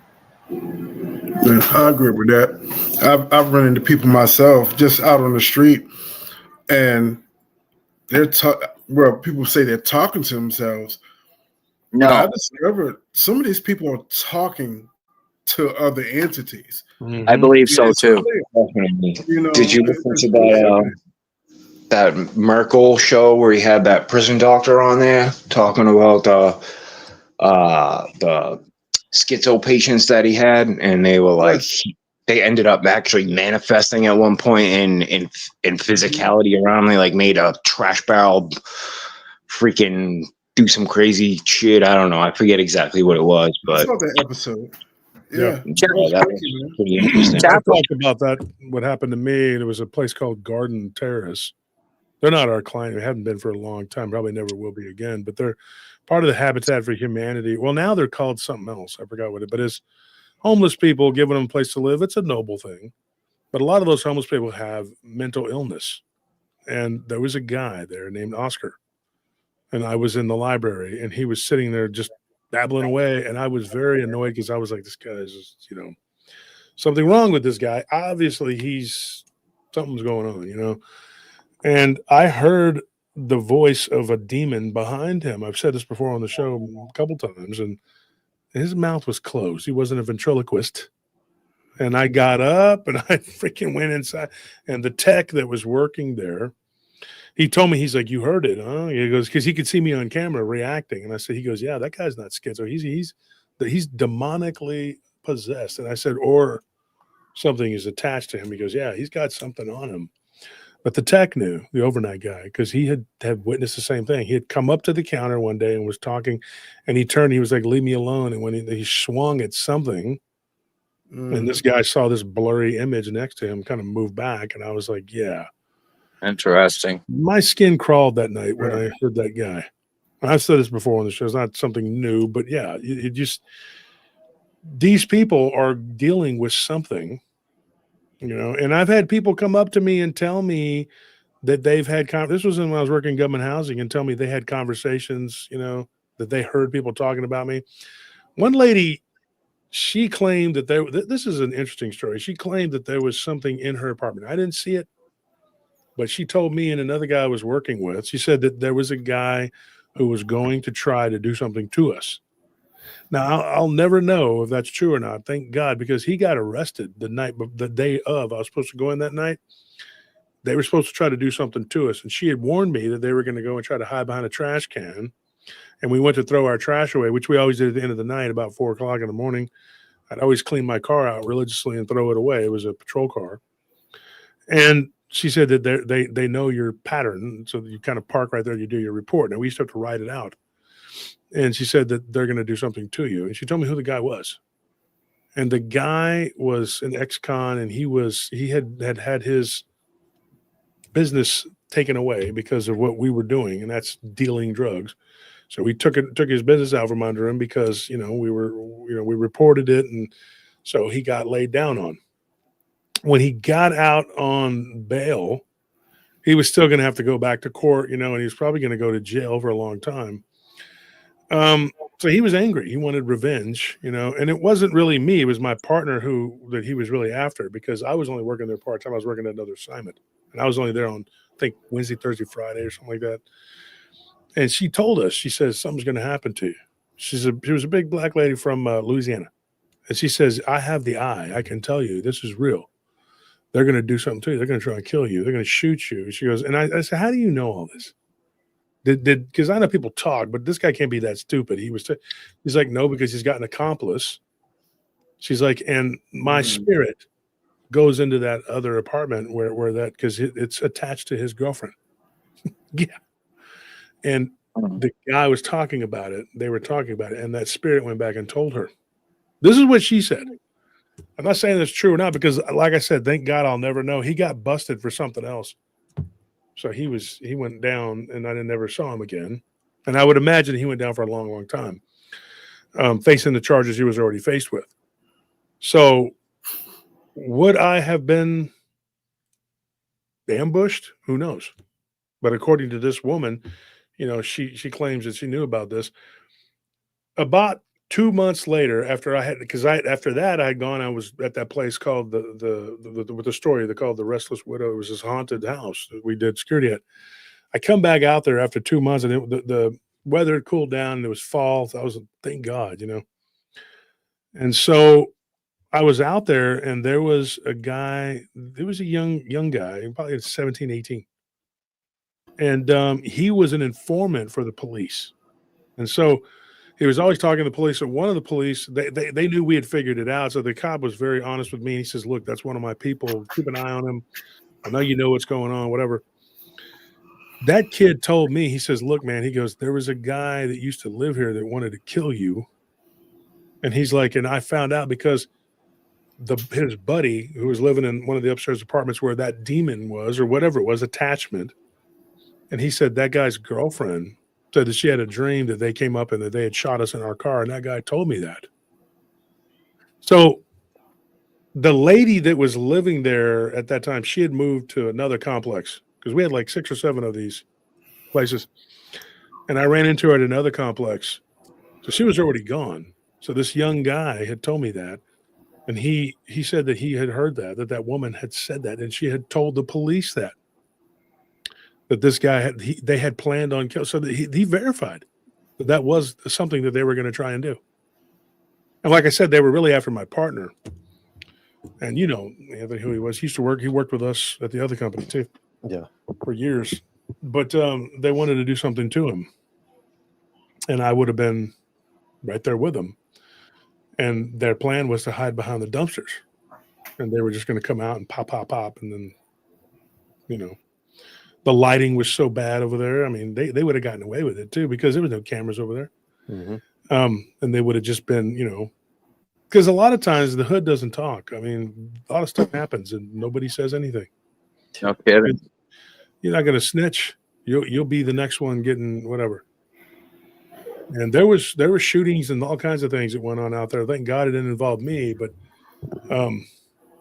I was fortunate. Like, I had a lot of people around me that got attacked and got hurt. Things happened to them. I always said my prayers before I went out there. I said my prayers before I left. And I just, there were some close calls, and I just think God was looking out for me. But I do believe these people have demons on them. They do. When they do things like that, So, Lawrence, what do you got for us? Oh, I was just gonna tell a story last week. I was gonna talk about when I lived in New York City. I was in Lower Manhattan with my ex-fiance. She lives across the street from the Trump Tower. Saw some weird crap over there too, but one night I was over at Battery Park, which is like across the street from, well, it's across the water there from Statue of Liberty. And all of a sudden, everything just got super quiet. Like in this New York, you know, it doesn't get quiet. There was nobody around, which is unheard of. There was like nobody on the street. There was no cars. I'm like, what the hell is going on? I looked down, it was dark, you know, and I'm seeing like a wave. Like, what the fuck? I look down and it's rats, just an ocean of rats in waves, like the ocean, just undulating. It was like, as far as I could see up and down the pathway there was just all rats. Never seen anything like it in my life. And I live, you know, I've spent a lot of time in Boston. So it was definitely strange. But I was thinking, I was with my buddy last night, my buddy Matt, I used to live with, and he was talking about, because you guys were just talking about the military base and stuff. I was actually at the old Nike, it was a missile silo in Randolph where they used to keep the nukes or whatever, and I got chased. We got chased by freaking like willow wisps, basically. They were orange balls of light. First, we thought they were people with flashlights and coming up the pathway to, like, you know, get us out of there or something because it's government property. But no, the lights weren't attached to anything, and we got like the strangest feeling, you know, just like a really odd feeling. And they chased us twice that night. Chased my buddy Matt into the woods. He actually hurt himself pretty bad. He smashed his shin up trying to friggin' get away from him. Like, that's how bad it was, you know. It was pretty scary. You know what those were, Lawrence? Those were Ophanum, bro. Yeah. Most likely. Yeah. I truly believe that's what those orbs are. All the different colors. 100%. Explain that. Dick, explain to the people what the Ophanum are. All right. Well, if you read the Ezekiel's wheel scriptures, I mean, I could give me 2 seconds. I'll grab the Bible here for you and I'll read it. Just tell. Well, go ahead. No, you tell it. Go ahead. Basically, so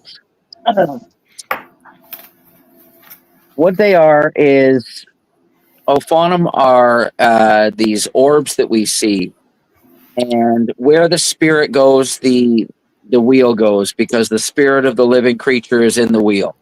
So what it talks about is when people see these orbs out in the wilderness or out in the bush or in the city or wherever, and then you'll see a flash of light, and then an entity of some sort will appear, whether it be a little gremlin. So in World War II, they always talked about these gremlins and the Foo Fighters. And what the Foo Fighters were these orbs that would come up and attack the airplanes because... So what they were doing is they had witches' covens on both sides. And these witches' covens would be doing blood magic, opening portals off the freshly burned blood of the victims of the bombing. So they would be doing their coven magic at the same time that the people were burning. And this is why the Aztecs and stuff would burn the hearts as well, because when you burn blood, because the blood cries out from the ground, it has this weird frequency. And when you burn it, I was talking about sage lubricating the aether before. That's what their terminology is, lubricating the aether. And it opens portals. It basically opens a door between the worlds and allows these things through. So what they used to do in World War II is they would do all this blood magic, especially in Germany when they were hitting these German cities with like 1,000 bomber raids and stuff. There was so much crazy spilled blood that they could open portals like that. And these Ophanum these orbs would fly up and they would attack the Allied aircraft. If you look up gremlins in World War II, all of the major powers, the British, the Germans, the Russians, the Americans, they all did huge investigations into what the hell was going on. I think they knew what it was because they had these organized covens, but they would release these Ophanum from whatever these orbs from whatever dimension that the dimensionality that they would draw them from, And these things, so when I was in Army Cadets, I was helping out serving at the bar when I was 13. And this old Lancaster gunner brings me over to him, and he's sitting there having a few drinks, and he goes, I saw the Gremlins. I'm like, what the hell is this guy talking about? He goes, yeah, I saw the Gremlins. He goes, they attacked my airplane. He goes, I was a gunner, and we were flying over Germany, and I saw the Gremlins tear apart my airplane. And I thought this guy was just messing with me because I was a kid. But then he did that 1,000-yard stare across the bar, and I was like, I don't think this old man's telling me lies right now. So you come to investigate it. Well, these freaking gremlins were jumping out of the orbs. The orb would manifest. It would fly up and attack the airplane. It would either fly into the airplane or fly towards the wing of the airplane. And then all of these little gremlins would jump out of the orb and start tearing the airplane apart. There's thousands of accounts. There's thousands of documented accounts of it. There's actually real good footage that you can find. There's a documentary that they have on YouTube where one of these Ophanum orbs actually hits a T-34 tank and blows the tank up. So the blood and the carnage and the spilled blood of all these battles would release these things. They had these organized covens to do it with, but I think they would release in certain areas as well, because they were documented enough times that all major powers did an investigation. So you'd see them. People report how many times, Anthony, have you guys gotten reports of seeing these things out in the woods? And then somebody will see a flash of light, and then there'll be a dog man. Sorry, buddy? Yep. Oh, saying countless times. Yeah, exactly. And isn't it generally always the same story? Either the thing itself attacks somebody, it will multiply into other orbs, or the orb there'll be a flash of light. You'll see the orb. It'll be flying around and acting all weird and come towards somebody. Then there'll be a flash of light, and then there'll be like a dog man standing there. Or there'll be a pale crawler, or there'll be a Bigfoot, or there'll be some sort of weird, strange entity, or some sort of crazy, demonic-looking ghoul standing there. And it generally acts aggressive towards the person.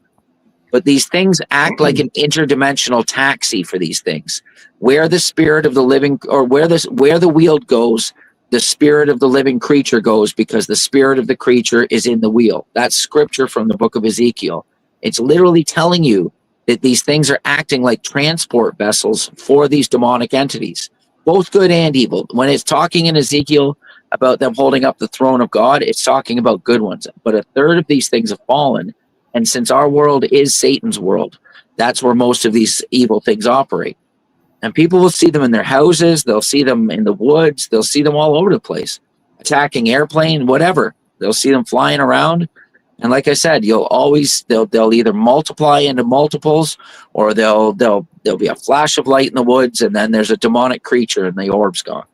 There's all those medieval paintings with those balls in the sky, like the balls of light in the sky. Exactly. That's what they are. 100%. There's documentation of French cities in literally the 1500s. You can look this up. And they saw, I could bring you the information next time I'm on. Wasn't it like Basel or something? Yeah, in France. Yeah. And there was one in Switzerland and one in France. And they were in the 1500s. And there was a war that went on in the And South. the one in Germany. The one in Germany, too. One in Germany, too. And that was an Atlantic. Blood fell from the sky, all kinds of crap. Mm-hmm. But, Jake, were you trying to say something? So, well, I was going to make a comment that is it possible that those were basically coven wars? Yeah. One trying to take over that city from another. Yeah, because they fight one another too. And there's a weird thing. Like if you've studied this really deep, and it goes really, really deep, and I've read so much.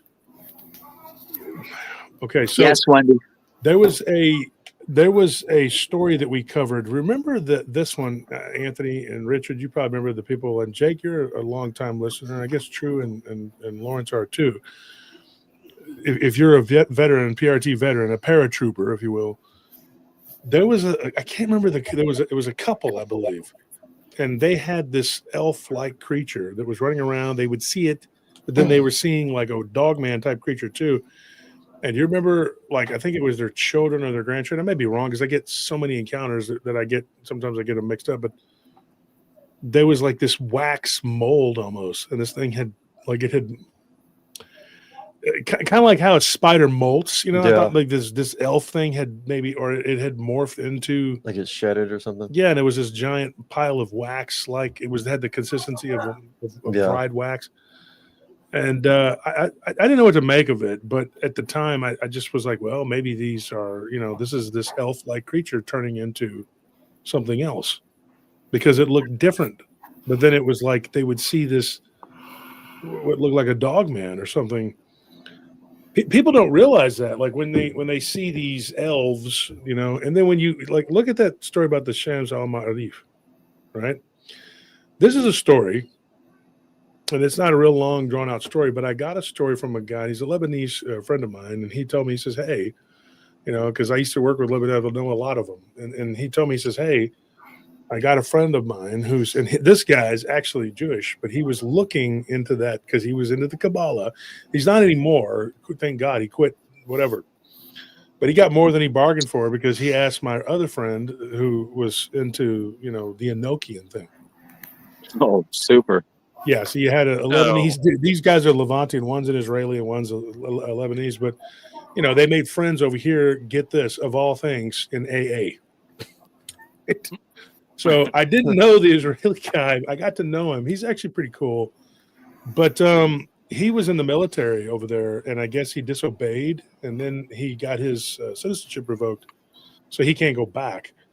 So he was here, and he got a job with these other guys because he speaks Arabic too, because there's people don't realize this, but there's Arabic Jews. They don't know that. A lot of people don't realize that that's what they are. But he's Arabic, Jewish Arabic.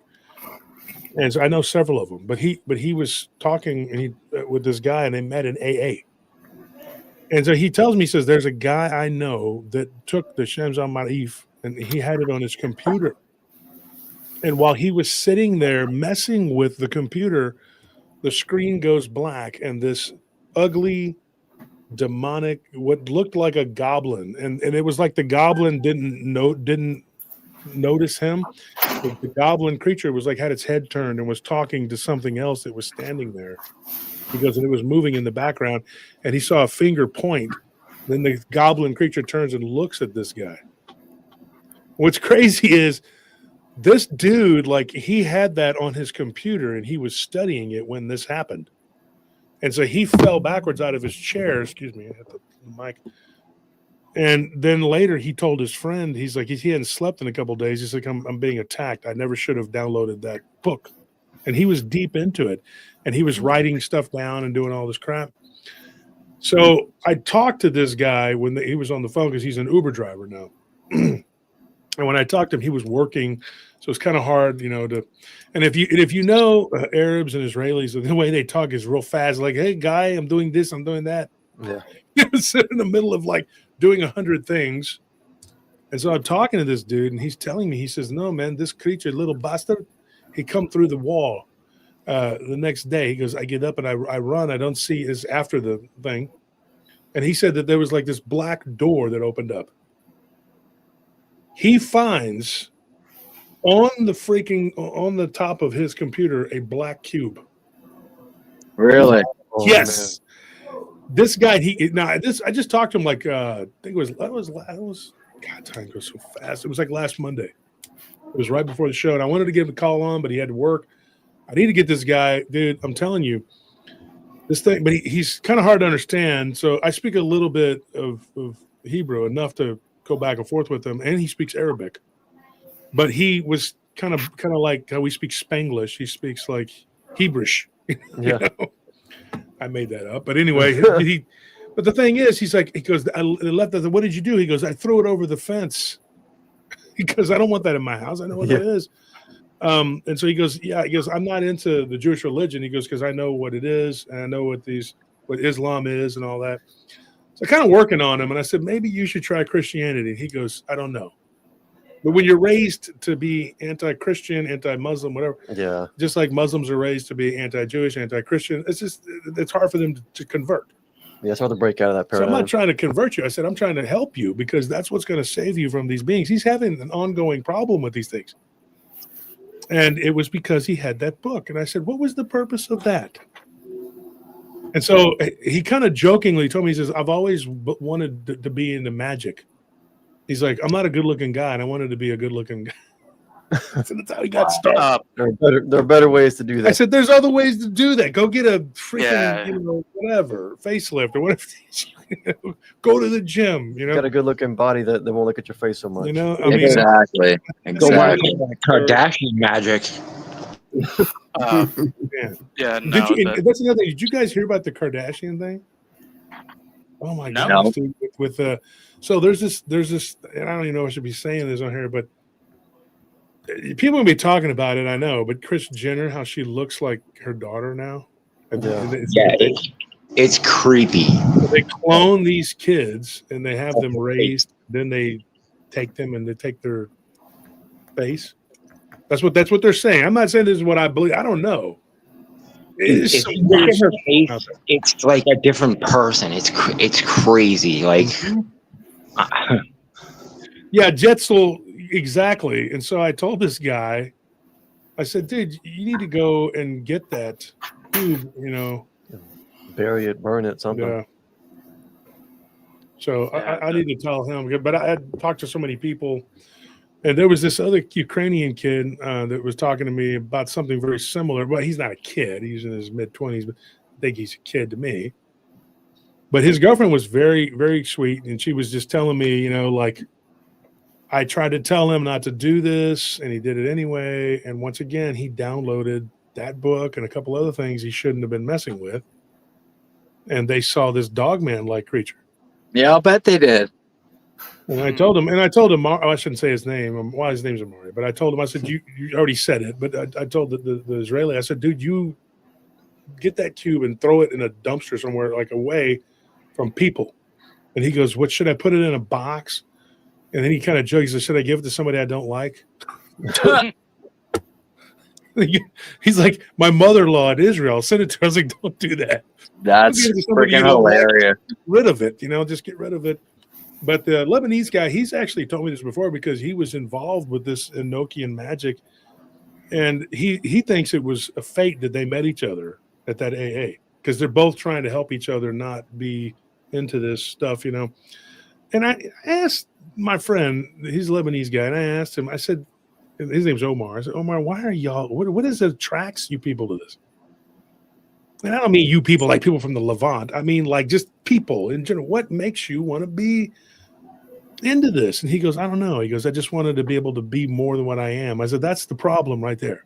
I take a shortcut in life. Take a shortcut in life. When God makes you who you are, you be who you are, and you try to be the best person that you can be. Instead of trying to be evil and bad and doing whatever.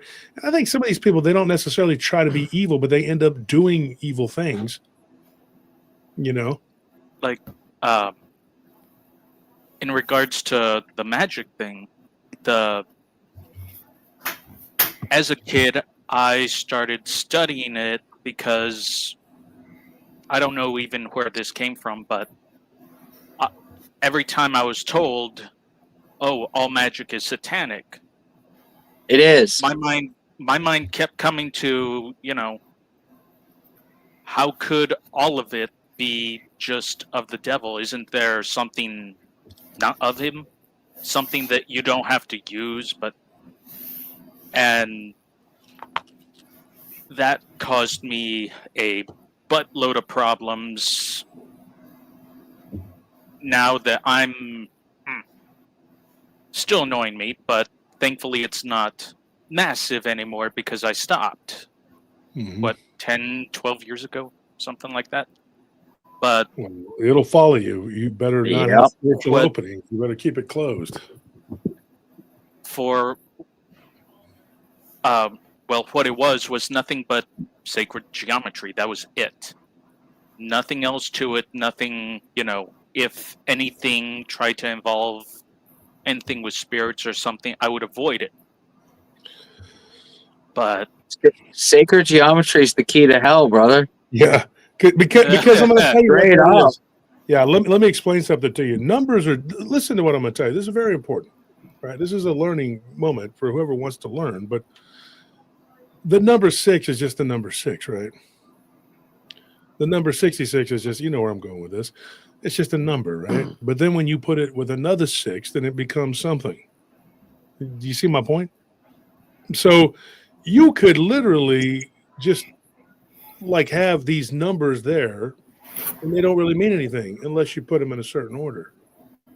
And if you look Yeah. at the can on the Monster energy drink, you know how many people have had heart problems and palpitations from energy drinks, not just from Monster, but just in general. And then you look at that Monster energy drink and you look at the numbers. It's there's 3 numbers on there. It's 3 tall. Yeah, it's in Hebrew. The internet itself is, 366 is in Hebrew. every website is 666 www. Yeah. My buddy's wife drinks those Monster energy drinks, and do you know how many times we're sitting in the back of his truck going to work and that friggin' can will crumple on its own and move on its own? Man, there's at least 4 or 5 times I can think about where that damn can went crunch on it and just sitting there, an empty Monster can. And the thing, and they joke, oh, it's doing it again. It's doing it again. I'm like, yeah, keep drinking it, Ann. Most barcodes have 666 on it too. When you look at the back, those three long strips are 6, 6, and 6. Yeah.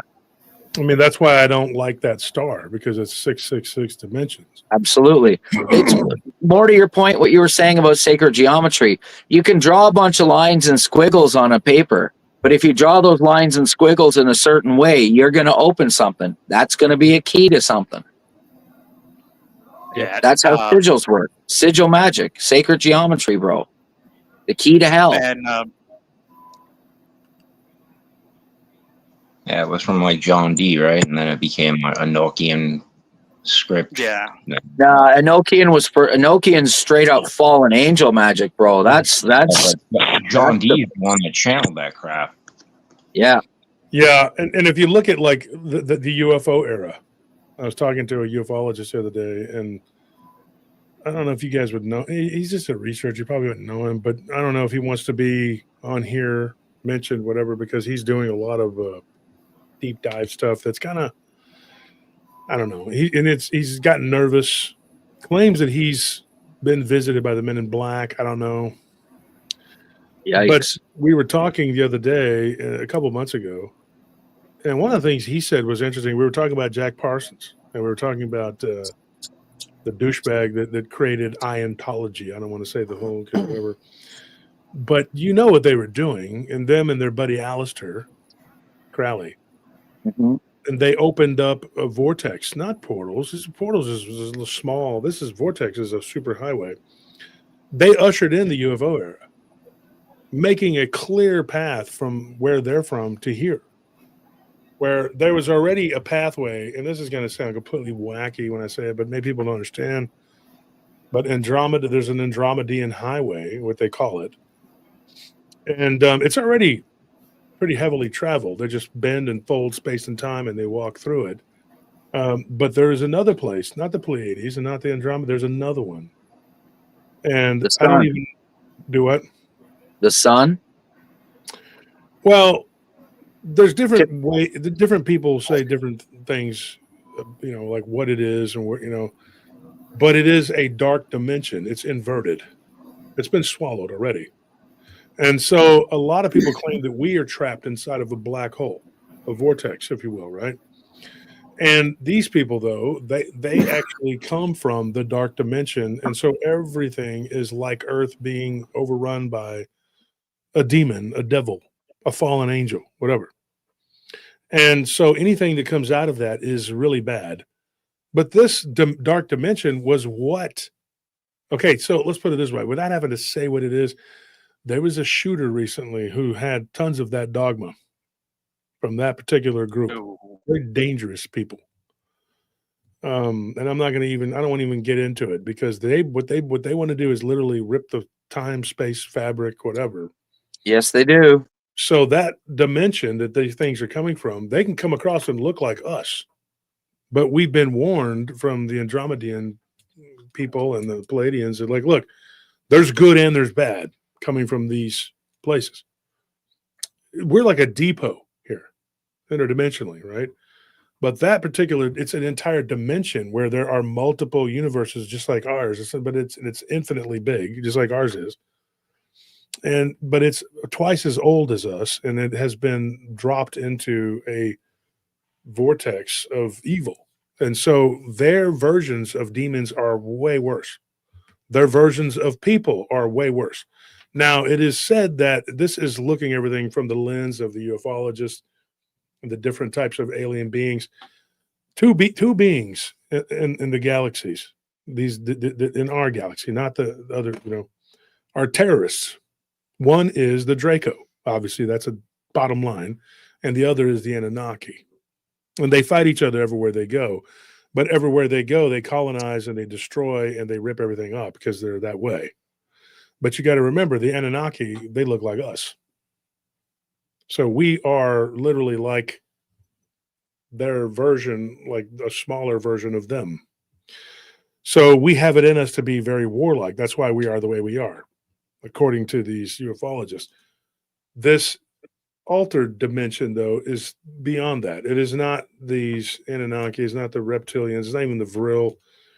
There's something there that is dark, and everything that comes out of it is dark, even if it looks decent. The light even is an imitation because it has been swallowed by what is a black hole, a vortex. And so everything that comes out of it is like pure evil. And so we are supposedly being replaced piece by piece by Bizarro World. It's like an upside down. Yeah. Can I tell you something that I discovered? No. Go ahead, Jake. What So if you know the blue the blue filter of the sun? Yeah. There's the sun and the blue filter. Okay. So I want everybody to do their homework, and anybody that can look at this, go and look at this after the show. Homework since Hey, eighth Kev. grade, Dick. Good luck. What's that? You got a degree in architecture. So find the blue sun filter feed for the sun, and so the sun's here on the southwest corner. You will notice that there is a black line that is coming off of the bottom of the sun.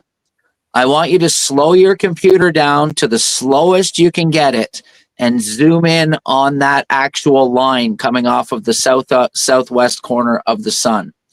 What you will notice when you zoom in on it is that all of those it looks like white stars or something flying around, but you'll notice that every single one of them is drawn into that, whatever it is. It looks like when you zoom in and slow it down, this vortex is actually spinning.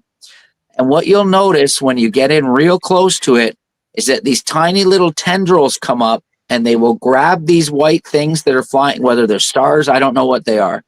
But whatever it is that's shooting around in the screen as well, there's tendrils coming off of this vortex, and they will reach up, they will grab the white thing, they will spin it around this vortex a bunch of times and fire it off to the other side.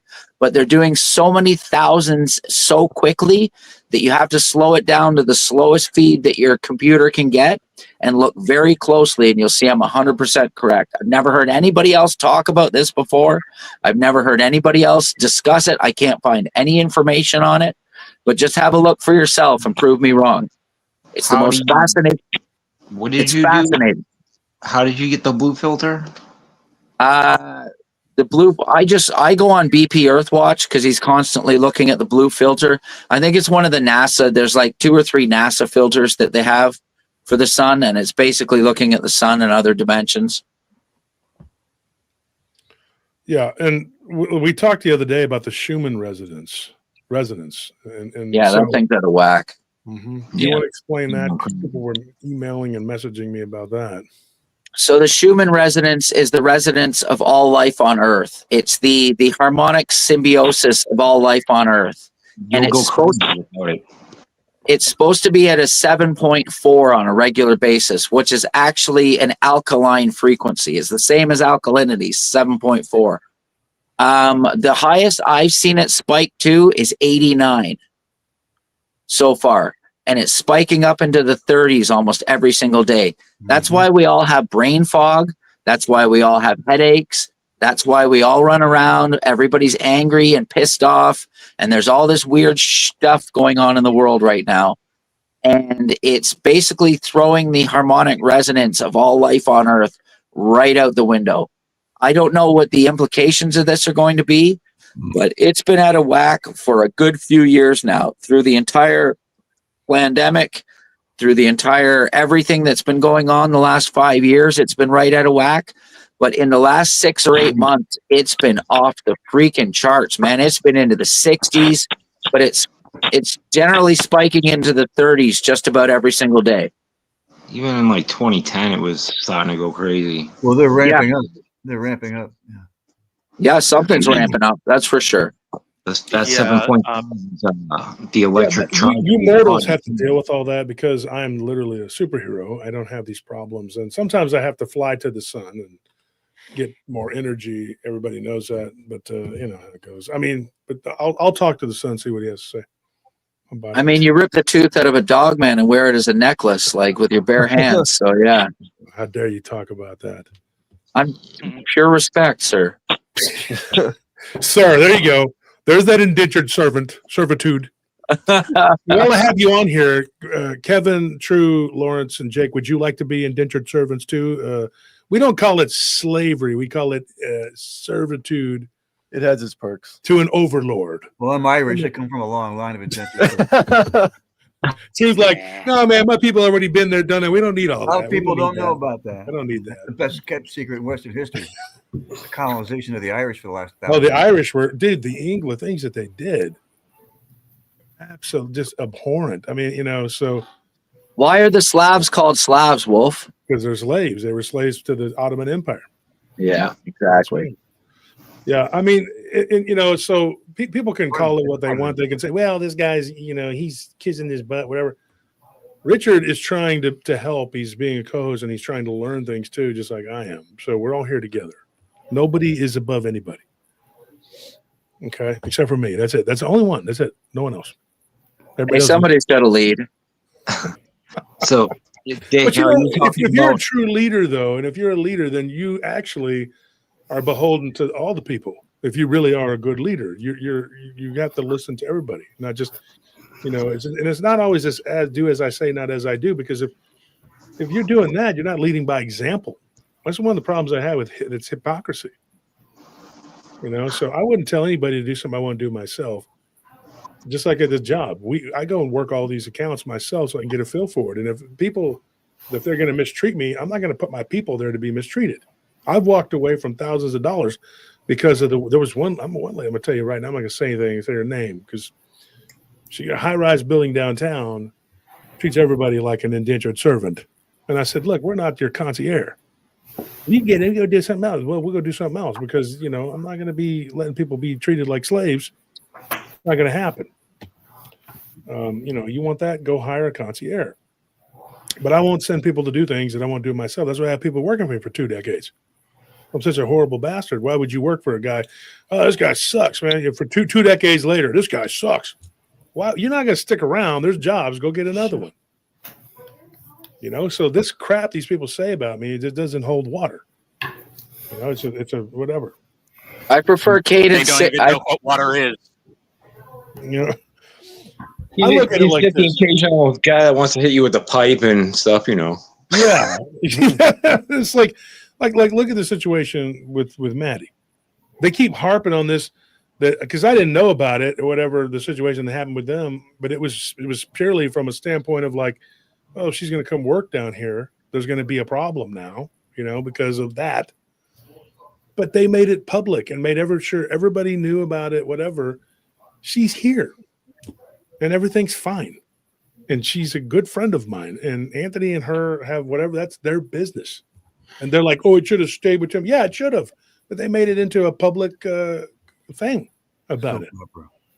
And it's so inappropriate. I mean, and I look at it like this. I'm like, if this stuff that they say about PRT is true, then why are we all together like a family? And that burns their ass too, because they just can't understand people forgiving and just being decent people. They think that everybody has to be a reprobate like them. And that's what people do. They think everybody, like I said before, Thieves think everybody steals. Murderers think everybody kills. Liars think everybody's over there telling shit about people. That's what they think. And the bear false witness means nothing to them. Just to make up a story off the top of the head about somebody and say something. It's one of the most evil things you can do. But they do it constantly. They just constantly lie with no basis in the truth at all. But that seems to be the order of the day. And here at PRT, we're not perfect, but we're trying to do what's right, trying to do what we think is right, navigating through all of this crap, through everything that is happening.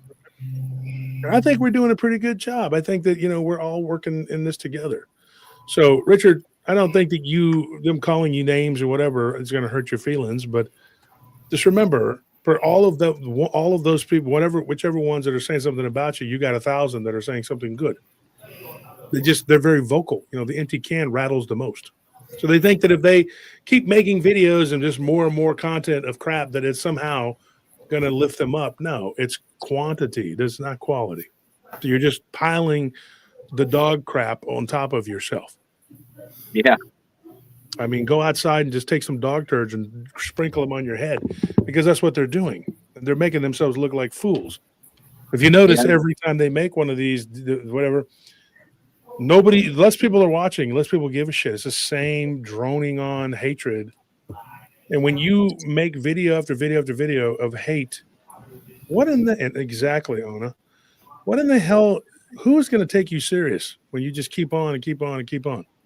You may think that you and your little posse of peeps are doing something, but at the end of the day, look at the show we just did, guys. Look at how many different subjects we traversed. Look at how many different stories we just covered. Yeah. You got an amazing group of people here. People from all walks of life. People from all walks of life. You got True, you got Dick from Canada. You got Lawrence, who's obviously a pirate. You could look at his picture. You can see he's a pirate. You got Jake from State Farm down there. And you got Casey, how you doing? I haven't even said hello. Yeah, happy birthday, Kev. Thank you, sir. Yeah, happy birthday. What are you now, 40? Did you turn 40 to the big 40? Don't make me tell that lie. Yeah, but One I mean, day at the high school prom, let's say you're watching your prostate like a hawk. What can I say? Wow.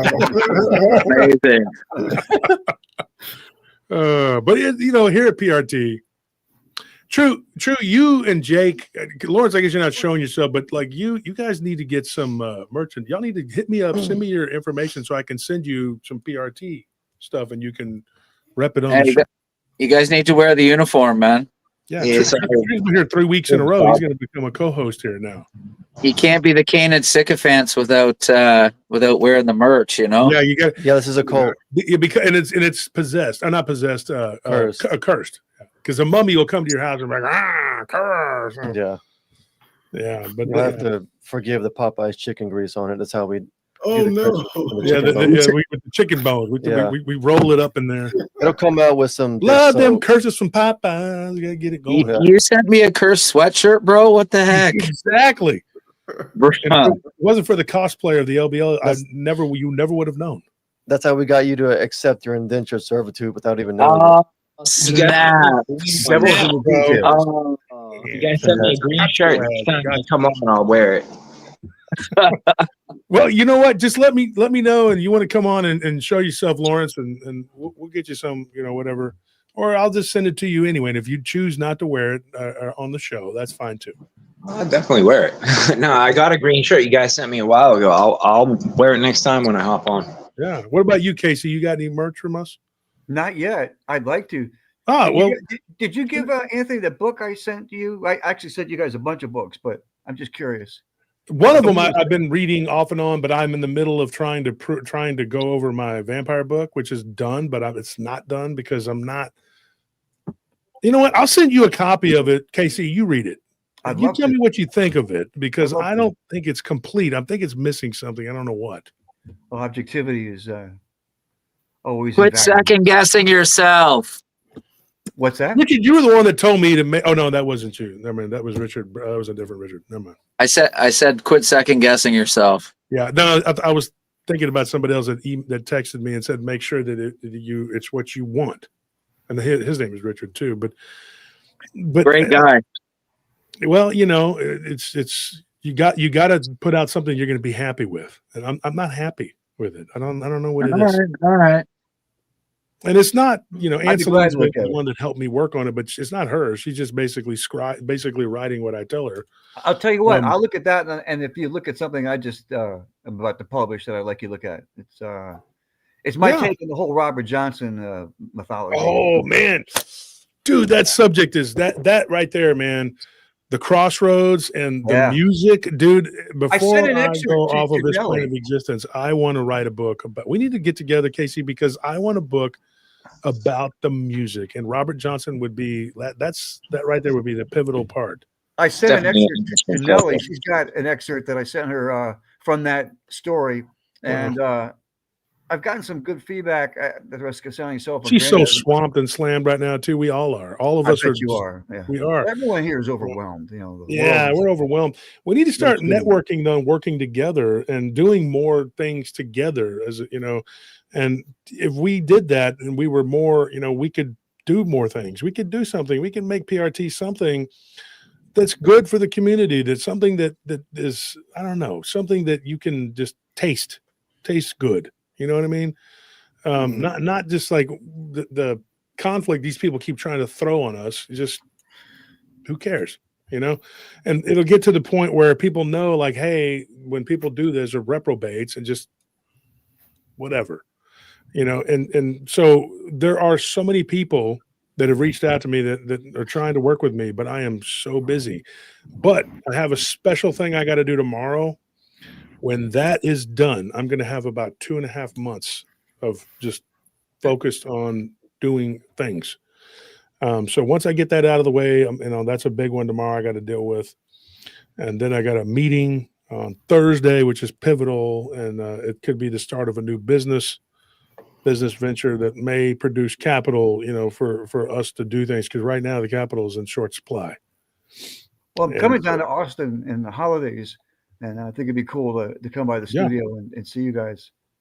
And update on the board game. So this is what happened. When we moved from that haunted house to the other house, Nellie lost a bunch of the stuff from the board game. The board game was almost done, pretty much done. I figured it out, though. I believe that it's buried in the storage now when we get this other place, because we're trying to get another studio that's bigger than this one, has more storage. I'm going to unload the stuff out of that storage. I'm going to go through it. And there is, get this, I'll tell you too. There is a baseball card in there that I'm going to sell at auction that if it goes well, it should fetch about $80,000, $90,000. Wow. So that is sitting there. It is a Ty Cobb. And it's something that I looked it up a few weeks ago, and I was like, I had no idea that I thought it was worth 30. You know, but it's worth $96,000. Wow. But one baseball, can you imagine that? A baseball card. That's crazy, dude. So I'm going to try and get that done. Pray that everything goes well and that we get all these things done, because with that, I can do a lot of things and I can move forward legally with some things I got to do. So that is something that I need to get done. I know you're part Comanche, and one of the books in that box was the best written book about Comanche I've ever. Oh yeah, that's a good book. Yeah, thank you for that. You're quite welcome. And the other book was another copy of, you know how you like the yugas, the study of the yugas. Remember that book I gave you by Yogananda's guru, The Holy Science, which is a treatise interpretation of yeah, I've read most of that. Yeah, I've read most of that already before. Well, I gave another copy. Anthony said it was here, so I gave you another copy that I inscribed to him. He's got it. He's got it. Okay. Anthony, did you get that? He's just got up to go use the restroom, whatever. Okay. No, I think he's on the phone. I think he's talking on the phone. Did you ever see how Lars Anderson was able to replicate how the Comanche were able to fire their bow and fire like 5 arrows, basically like a machine gun underneath the horse's neck? You know. They would on the saddle with one leg. Yeah. No, look it up. Because the thing with the Comanche is they would say it's not the first arrow that you have to dodge. It's the 2 arrows coming directly afterwards. And they couldn't figure out for a couple of 100 years because the methodology was lost. And that Lars Anderson guy, I think that's what his name is. Lars. I think it's Lars Anderson. Was the he's like a world famous bower, You know what's boyer, or crazy whatever. though is that the Comanche were expert horsemen, and they fired arrows on horseback. So did the Cossacks. I got that on both sides, on my mom and my dad. I've fired a bow in one time in my life. Really? Oh, Yeah, archery is so fun. And his dad was a taxidermist, and I pulled it back and I shot it. Well, the first one, it just kind of went down. So I shot it again, and it missed the target and went and it went straight into a taxidermied bobcat and messed it up, dude. And his dad was so mad. And Ronnie he was going to lie and tell his daddy he did it. And I just said, I'm going to do it. So he called my dad, and he's my dad's insurance agent. He called my dad. He said, your son just ruined this project I was doing for this guy. And man, my dad whooped my ass and paid for it. Paid him what he needed to fix it. It was expensive, and that guy had to get his, but that's the only time I've ever in my life fired a bow. One time. You're strong, Wolf. You could probably fire like a full-size longbow, man. Like you said, you can bench like what, like 600 pounds? More than that. Yeah, so you could definitely. I recorded it, and it was 660 pounds. But my max, though, I really believe I probably could have hit 7. I mean, I really believe that. I don't care what anybody says. I never did it, but I know I could have, because when I did that, the 585, I did it 3 times. I did 660 twice. I probably could have done a lot more, but I was already like kind of gassed when I did it, and I did it to prove a point. And it's funny because this guy now that's running me down, talking all this trash, he made the videos of me benching and showing people what I did. And now he's over there. Yeah, he's a loser. Yeah, I'm a loser, dude. You couldn't even do one tricep pull down. I'm a loser. Remember the legend of Odysseus and the bow when the suitors were trying to string his? Remember when she says, Penelope says, if one of you guys can string my husband's bow? And then Odysseus has returned. He looks like an old man. He's been gone for like 10 years at Troy. Remember that? And he's only worse than still, and they treat him like a beggar, right? And they're jeering him and stuff. And they end up not only stringing the bow, but shooting the rest of them down. Anyway, it's a great story. Yeah, right through a bunch of hatchets or right. Yeah, he did it's pretty amazing. The Odyssey is an amazing story. It's a spinoff of the Iliad. Yeah, the Odyssey. It's called the Odyssey. Yeah, they just did a reworking of that with Ray Fiennes, the English actor, and they're not calling it the Odyssey. I can't remember. I think the Return or something. And if you look at that, the Aeneid, which was written by Virgil later, the Aeneid is to the Romans, that's their history, because Aeneas supposedly was their ancestor, and the Trojans were. They claim the Trojans, For years, people thought, well, this is just until Schliemann found Troy. About 7 different versions of it. Yeah, he found the lowest level, or the second to the lowest level, and he found that was Troy. What everybody didn't realize at the time, though, was that the Aeneid was probably true, because Aeneas and his people did end up in the Italian peninsula in the Etruscan region, and they were basically immigrants that were given asylum by the Etruscans, but they kept their roots. And that language that they spoke in Asia Minor years before, it was weird because Latin didn't exist at the time, but Alexander, they recorded it. Of course, he had Aristotle right there telling him, hey, do this, do that. But that Latin language was being spoken, and now they found tablets in that region of the Boeotians. They were Greek people who had been enslaved in Asia Minor by the Persians. And you know what I found interesting about that was the Turks. I'm sorry. Oh, no, go ahead. No, I'm sorry. I didn't mean to interrupt.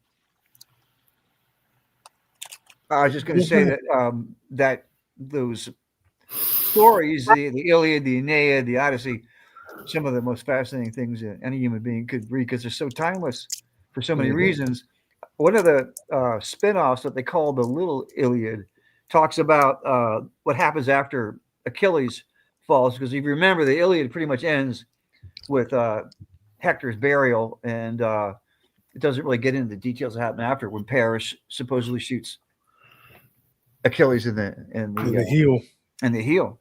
But there's Penthesilea, the Amazon queen, who comes, and then there's the Ethiopian prince who gives Achilles a much tougher fight than Hector does. They fight the whole day, He also has a mother for a goddess. So anyway, it's just incredible stuff. Yeah, they're all mighty men of old, men of Old renown. men of old, Yes. yeah. Renown. You know, we know They how are. big right. Hector and Achilles were because of the ransom, the King Priam. Right. He ransomed his son's body, and I Right. can't remember off the top of my head, but it gives the exact amounts because Yeah, they're it was like 12 footers. Yeah, it was measured by how tall and big he was. Well, they weren't 12 footers, but 7 foot. Hector was 7 foot. Yeah, they were according to 7 Holmes. feet. Yeah, they're about 7 feet tall. So these were big guys, and then Ajax, he was a giant. He was even bigger. Yeah, Ajax was bigger than Achilles because that was his cousin. He was What's huge. crazy though is when you look at the amount of silver, the talents of silver that were used for Priam to ransom his body. It was this massive amount. So they were like 7 foot, 420 pounds. You can measure it. So then when you hear about these stories, you're like, well, this is all just bull crap, right? But then Schliemann goes and he finds the mythical Troy. Yeah, he proves it. And they found all the reliefs and everything, and the pictures and some of the swords and stuff they found from back in the day are absolutely enormous. Like, they're also finding the graves of like the Amazons. They think the Amazons were myth. A lot of people they're real. Running metaphorically. They've got lots of graves buried as far east as China with the Amazon warriors with their full regalia, weapons buried sometimes with their horses. They would chop one of their breasts off so they could shoot the bow better. Easier, yeah. Yeah, the Amazonians, yeah, they were set to chop off their breasts so they could shoot better. The right one was usually. Yeah, the right So- one. Right-handed. It's not just like this is where the resets come in, and this is where things get really weird. Because look up punt guns and look up ancient humongous firearms. Because there's firearms out there, literal hand pistol, like flintlock type handguns that you would have had to be 20 feet tall to fire. And who in the hell was firing them? Exactly. Here's another thing too. Whatever happened to Greek fire? The recipe was lost in time. Wow. But Greek fire, they destroyed half of the Persian fleet with that. I mean, Absolutely. the Byzantians had it too. The Romans had it, and it was used in the Egyptian war, and then it was used against the Pythians. But then you see it kind of just disappear, like it was on the Black Sea at one time, and the Scythians it was used by Alexander against them. The Thracians had the recipe, obviously, but that's where Byzantium would have been. And then the Byzantines had it, and then they used it against the Turks over and over again. But it was inevitable that the Turks were going to take Constantinople because it was in their land. It was all the way across, this strait. What do you call it? Yeah, like the Bosphorus. Yeah, the Bosphorus. Yes. Yeah, and so eventually it succumbed. And that sound right there was where they made their last stand. But the Greeks were good sailors, and they were able to get the hell out. What's incredible, though, to me, was that there were accounts going all the way back to the medieval times, and then it was lost. And I think that it was used in the Crusades, too. Yeah. And I think that Richard the Lionheart was the last one to use it, and now we don't know what, and Salah ad-Din's scribes were like, the fire turned them green. Yeah, it comes in the 7th century. The Greek fire really comes in. Yeah. It is. It's so bizarre, dude. I think the missing knows, just not us. Yeah. I think the missing element is plasma. But the green thing is weird because the Jin, and of course the calf, the Green Mountains. Who knows where this was or where it came from? I mean, you had the sand and the Afrit literally supposedly sucking into the sand in Tunisia when they were not in Tunisia, Libya, when they were resting. Salah ad-Din. If you ever read that, but you got to read the Arabic versions of it. It's really intense. Dude, his army was nearly destroyed by these devils, these sand devils that took them down. And get this, in these texts, it talks about how they were taken to the ocean. Now think about it. If you are sucked down in the middle of the sand and the desert, how are you taken to the ocean? These were water spirits that did this. Not necessarily, they lived in the sand, but they were water spirits. What's so interesting about that is that there is the Nubian sandstone aquifer, which is one of the largest underground bodies of water on Earth. But I think it's fed by the inner Earth Ocean, which is literally 3 times the size. Well, in that region, 3 I was times gonna the size of the say Mediterranean. portals under the ground Josh, there. Yes. Josh, do you remember reading about the Persian monarch Cambyses who sent like a 50,000 man army to punish one of the rulers of Egypt, and they all disappeared in a sandstorm? Yeah. They found some of those. I think they, if I remember correctly, they found where most of those were where they ended up. I thought it was. Lots of graves. I thought swords, that they were the Abyssinians. We thought that's what. It was Persians under There's Cambyses who were sent to punish the Egyptians. Where they ended up is not. Well, yeah, but these other cultures, these other countries were vassals. There was 100. It was called the 100 Of Nation course, Empire. yeah. But the Abyssinians were the large. Most of those were Where we think Abyssinian of warriors. Ethiopia today. Yeah, and there so they was were. Do what? there was another story that I do remember reading about in Persia, that Persia was being invaded, and I think it was the capital of Persia being invaded. Persepolis. Persepolis.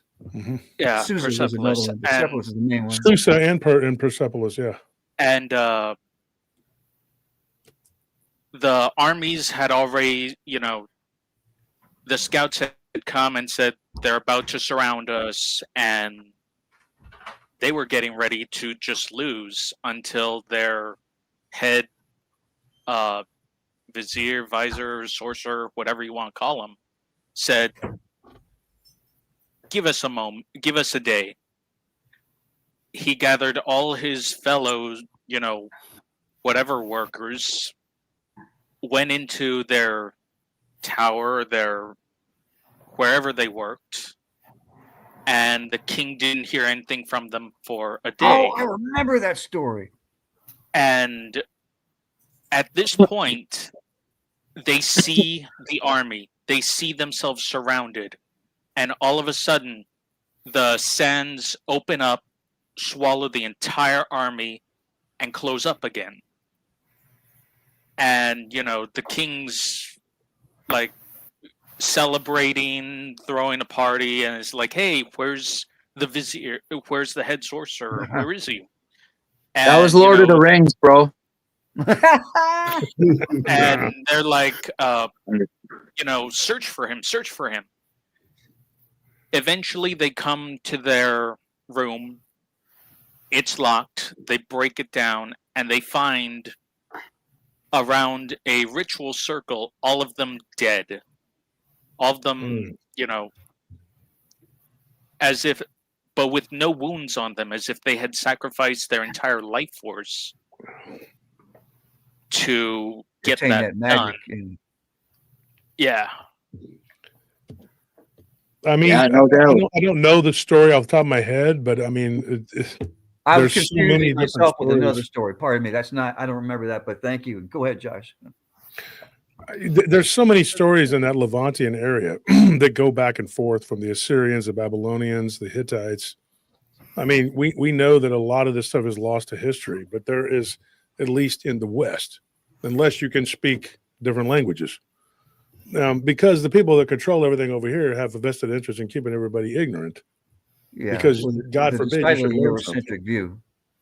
Yeah, if you start to see the truth, and somebody said something interesting here. Anna says, "I can't believe no one has found the tomb of Genghis Khan." No, and Kubla made sure of it because they redirected a river to go over it. His grandson, to make sure that no one would ever loot it.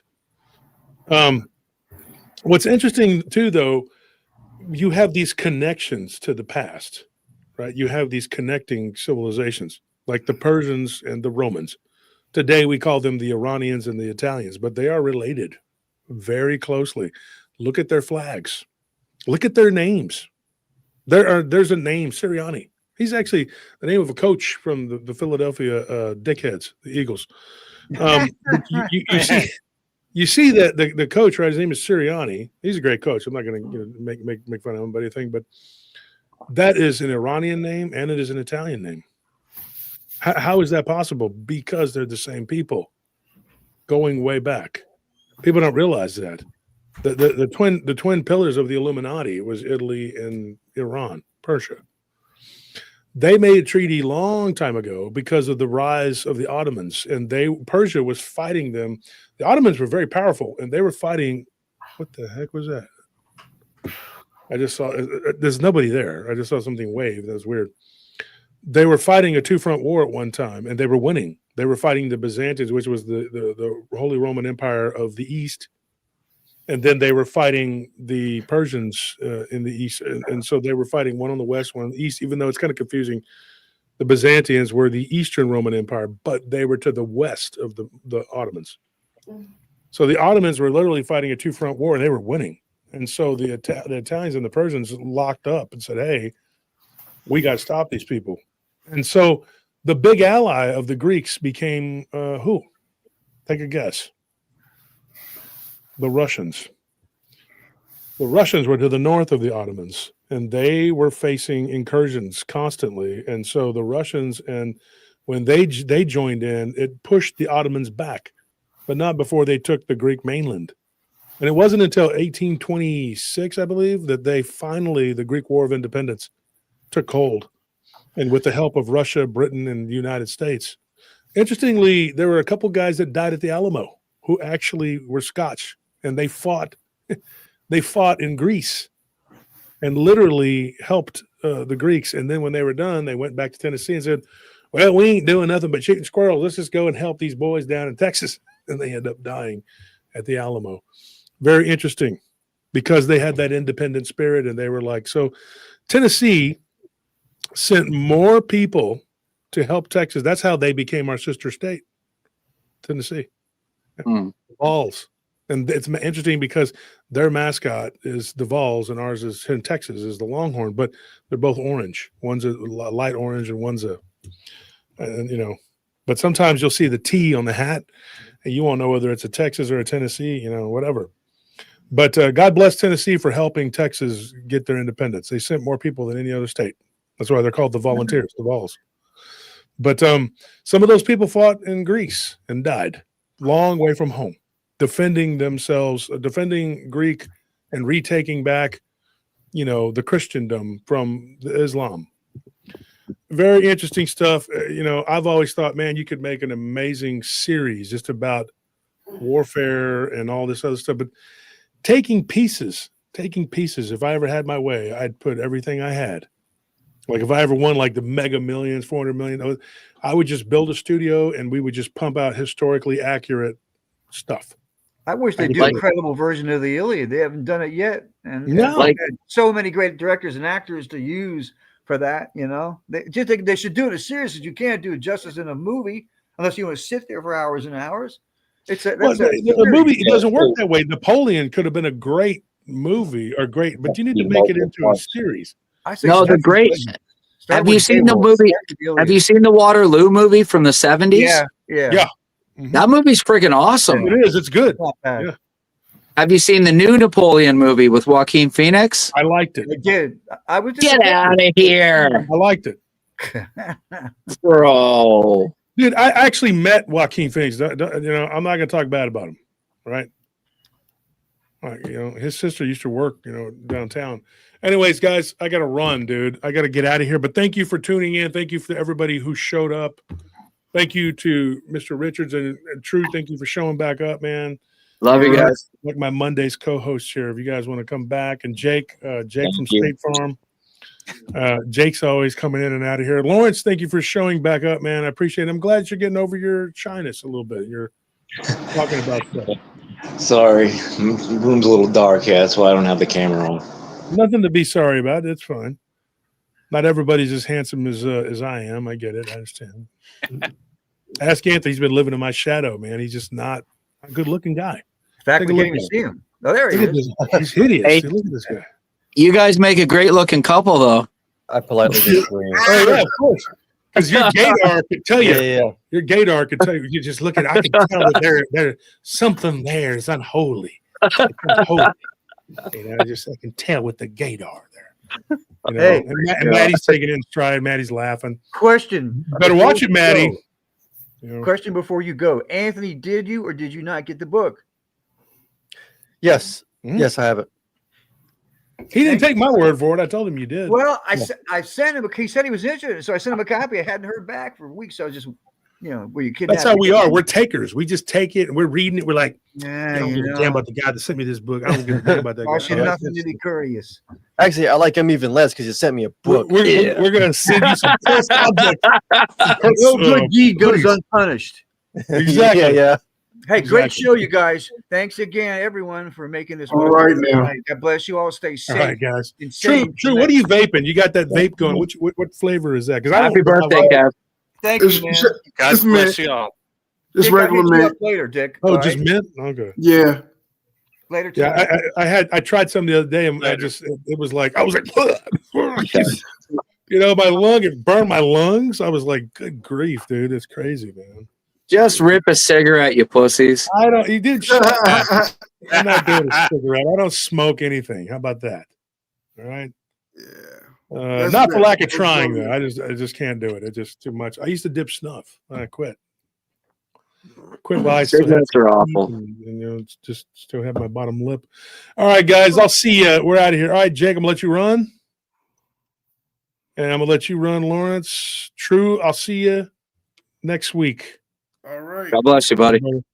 Richard, so we had a great show tonight, and It was a great show. everybody, please pray for the people that are attacking us. I know that sounds horrible, but they are very, very awful people, in my opinion, and they're doing very, very bad things, and they're saying a bunch of wild shit that nobody needs to be exposed to.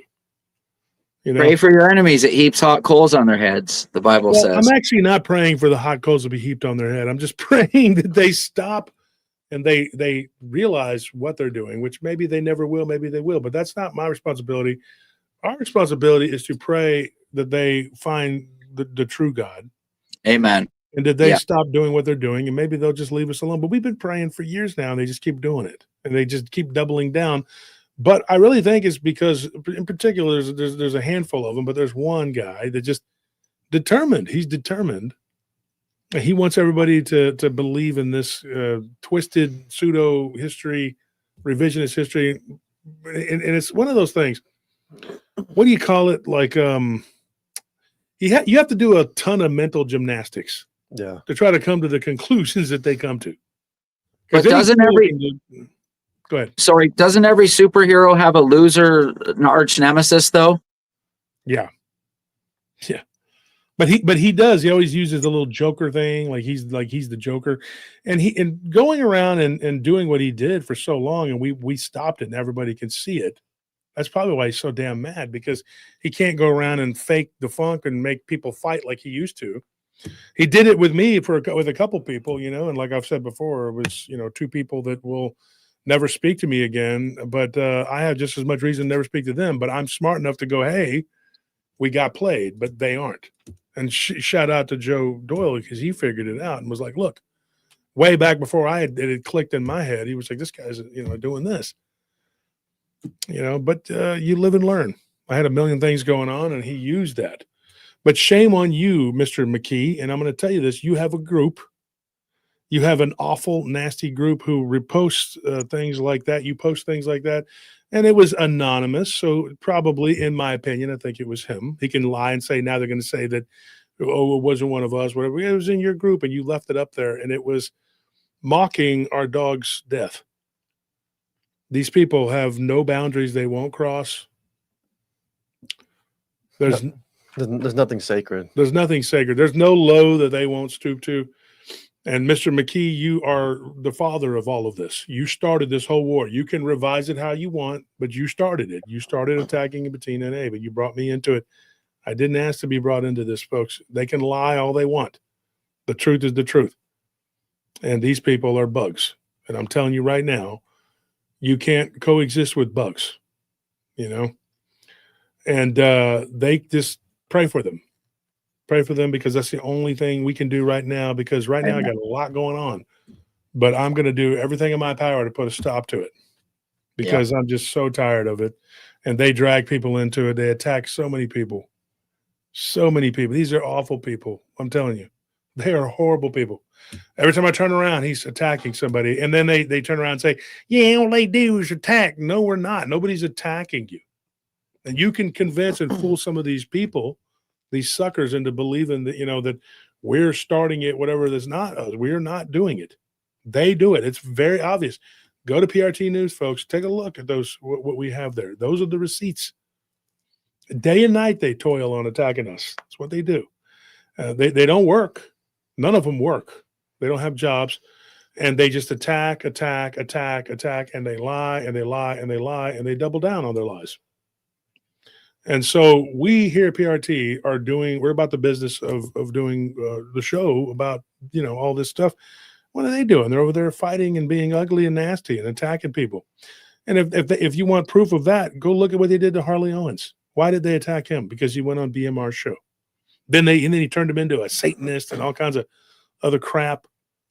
Yeah, everybody's a demonic Satanist, whatever, so they can keep pushing their narrative. Oh, my kid got taken away. Oh, it was a conspiracy. There was no conspiracy, Ike. You did that. Nobody conspired to do shit to you. And the bottom line is you can have your hungry hippo, you can have your beached whale sit there and just pump out video after video after video. It doesn't mean shit because nobody's giving a shit. And you're jealous and you're mad. And every time somebody sends me a donation, he's gnashing his teeth. And I want to thank the people who donated. Sean, thank you for that. Slim Jimmy, what's up, Slim Jimmy? Lawrence Morgan, Kevin Murphy, and then we got Creepin' TV, who just gave 5 memberships. Christ is King, gifted a membership. Overbuilt Automotive, thank you for that. So thank you to everybody who donated and who helps keep the show going, and everybody who's joined the membership program. That's coming out on Thursday. You'll be able to get the new episode. Tomorrow is Tuesday. That is the Patreon. Man, I hope everybody joins the Patreon. You got to get this. Some of the best encounter stories we got. We're putting them on Patreon. What is tomorrow's? You're the one that. Tomorrow is either going to be a pre-recorded story we did about like the succubus entity, or it's going to be the one about that vampire in Louisiana. It's kind of a vampire-like thing. So one of those is going to be the members only. Yeah, one's going to be Patreon, one's going to be members only. I'd say drop the vampire one tomorrow. Yeah, that's going to be a good one. Put that one on there. Let's get that one. Yeah, these poor kids come across this hideous thing. You got to check it out. That one is. It traps them in a barn. Yeah. Brave though. But yeah. They were brave. Oh yeah. Yeah. But how much content have they made for Halloween over October? They've made 10 episodes about me. Yeah. Anthony and Maddie. Yeah, exactly. We're their content. We're their content. Yeah. They obsessively watch us. We're the cryptids. Yeah, we're the cryptids to them. That's it. Amazing. I love you, Jessica. She's like, yes, vampire for Patreon. Yep. No, Jessica, Jessipotamus, I meant, not Jessica in the chat, but her too. Her too. Oh, you like Jessipotamus? Yeah. She can keep playing hard to get. To talk about these people once again. Day 10 of our blastomentary of blasting 2.5 hours of my annoying Wisconsin accent. She's just playing hard to get. Wisconsin people. It ain't their fault. She claims she was in the military. I don't know how somebody that fat could have been in the military, but maybe once upon a time, 200 pounds ago, she might have been able to march. Now she just falls on her face when she walks. But Jessipotamus, let me give you a little message, okay? This ain't over. Just keep making those videos and keep doing what you're doing. Okay? Keep on. Keep on doing what you're doing. Okay? You're all going to be real sorry about all of this when it's all said and done.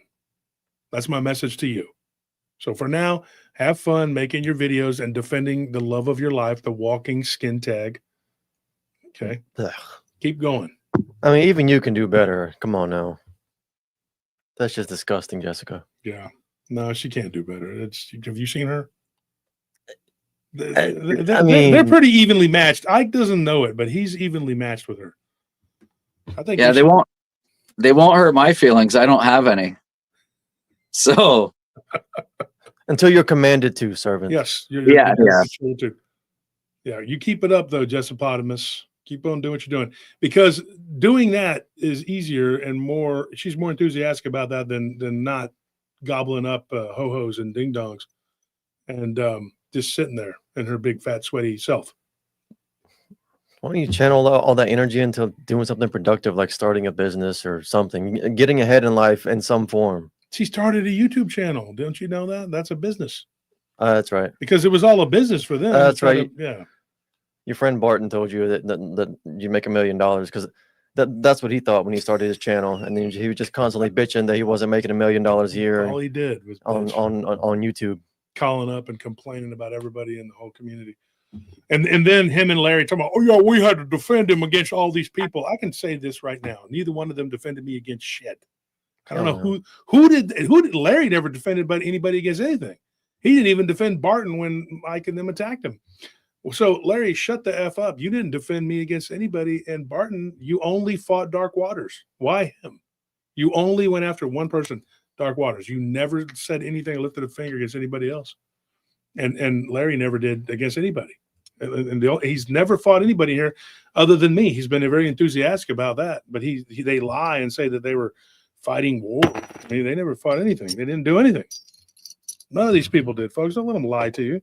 They can sit up there and they can tell all the lies they want. They can say all the things they want. They can take everything out of context and they can pretend. But at the end of the day, it's all a bunch of bullshit. It's just bullshit. And they don't make any content. When people don't make anything in the field that they're in, and their whole content consists of attacking other content creators, what does that tell you? Just use common sense, folks. Use common sense. That's all you got to do. Use discernment and common sense. There's good people and there's bad people. Use decrement, you mean? Decrement. Use the decrement. So tomorrow, yeah, exactly. He is. I really think so. He is one of the worst content creators. The most boring. Just sitting there with sunglasses on and looking. I just was like cringe. I felt bad telling people to go watch his stuff because he would beg me to get people to go on there, and just literally. And this other douchebag talking about he begged me to go to his conference, and then he said that I offered to let him sleep on my couch. I don't even live up in Fort Worth, you liar, Ike. Yeah, Ike literally. This is a funny one, Dick. He told people that I invited him to the conference and told him he could sleep on my couch. I didn't even know this guy at that time. I knew him, but not like that. Yeah, I would never let this guy sleep on my. Why would I let you sleep on my couch? I don't. And then gross. And then have to burn it afterwards. Dude, I lived down in Austin, at that time. Why would I have you come sleep on my couch in Austin when the conference was 3 hours away? Like, what are you talking about? Why would you drive all the way down here, sleep on the couch, and then go back up that? Just the crap that flies out of this skin tag's mouth. Like, it just the lies, dude, the lies. It's unbelievable. But yet there are still idiot people who go, well, ours makes sense what they're saying. Yeah, bullshit, because you don't. The thing, though, too, you got to forgive those people because they don't realize that people will literally lie this bad. They don't realize how they will lie. That crazy anus that worked for him, that psychologist, whatever. She wrote a whole paper lying Oh, yeah. about me, Bettina, and Yeah. And she wrote to a state agency a lie. Talking about I called him an Indian. Why would I call him that? He's not an Indian at all. He's not an Indian or an Indian. So it's funny to me.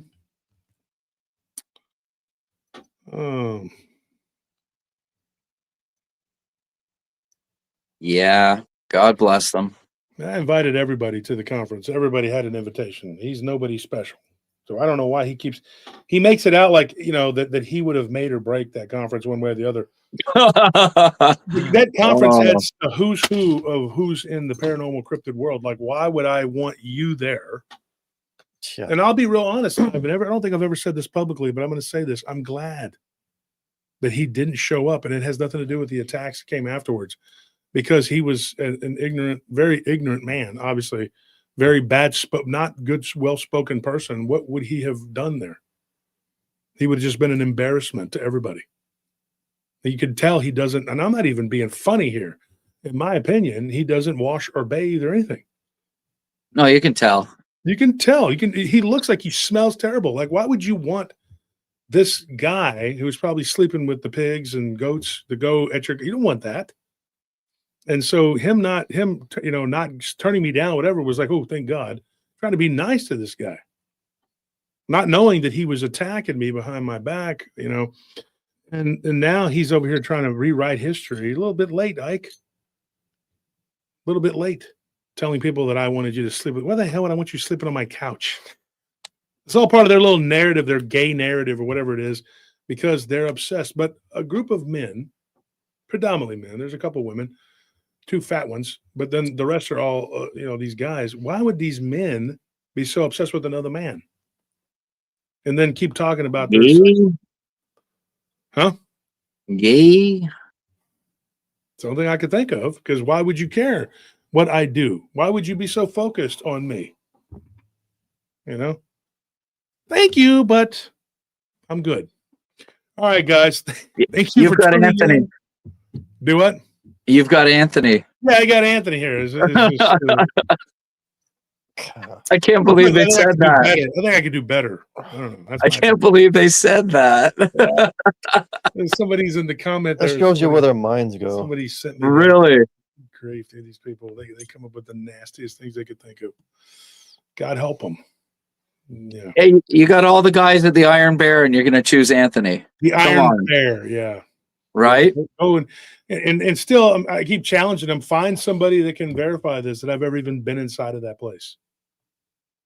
They knew it existed. I didn't even know. I don't go down there and look at it because Barton took a picture of it. Why would you take pictures of that?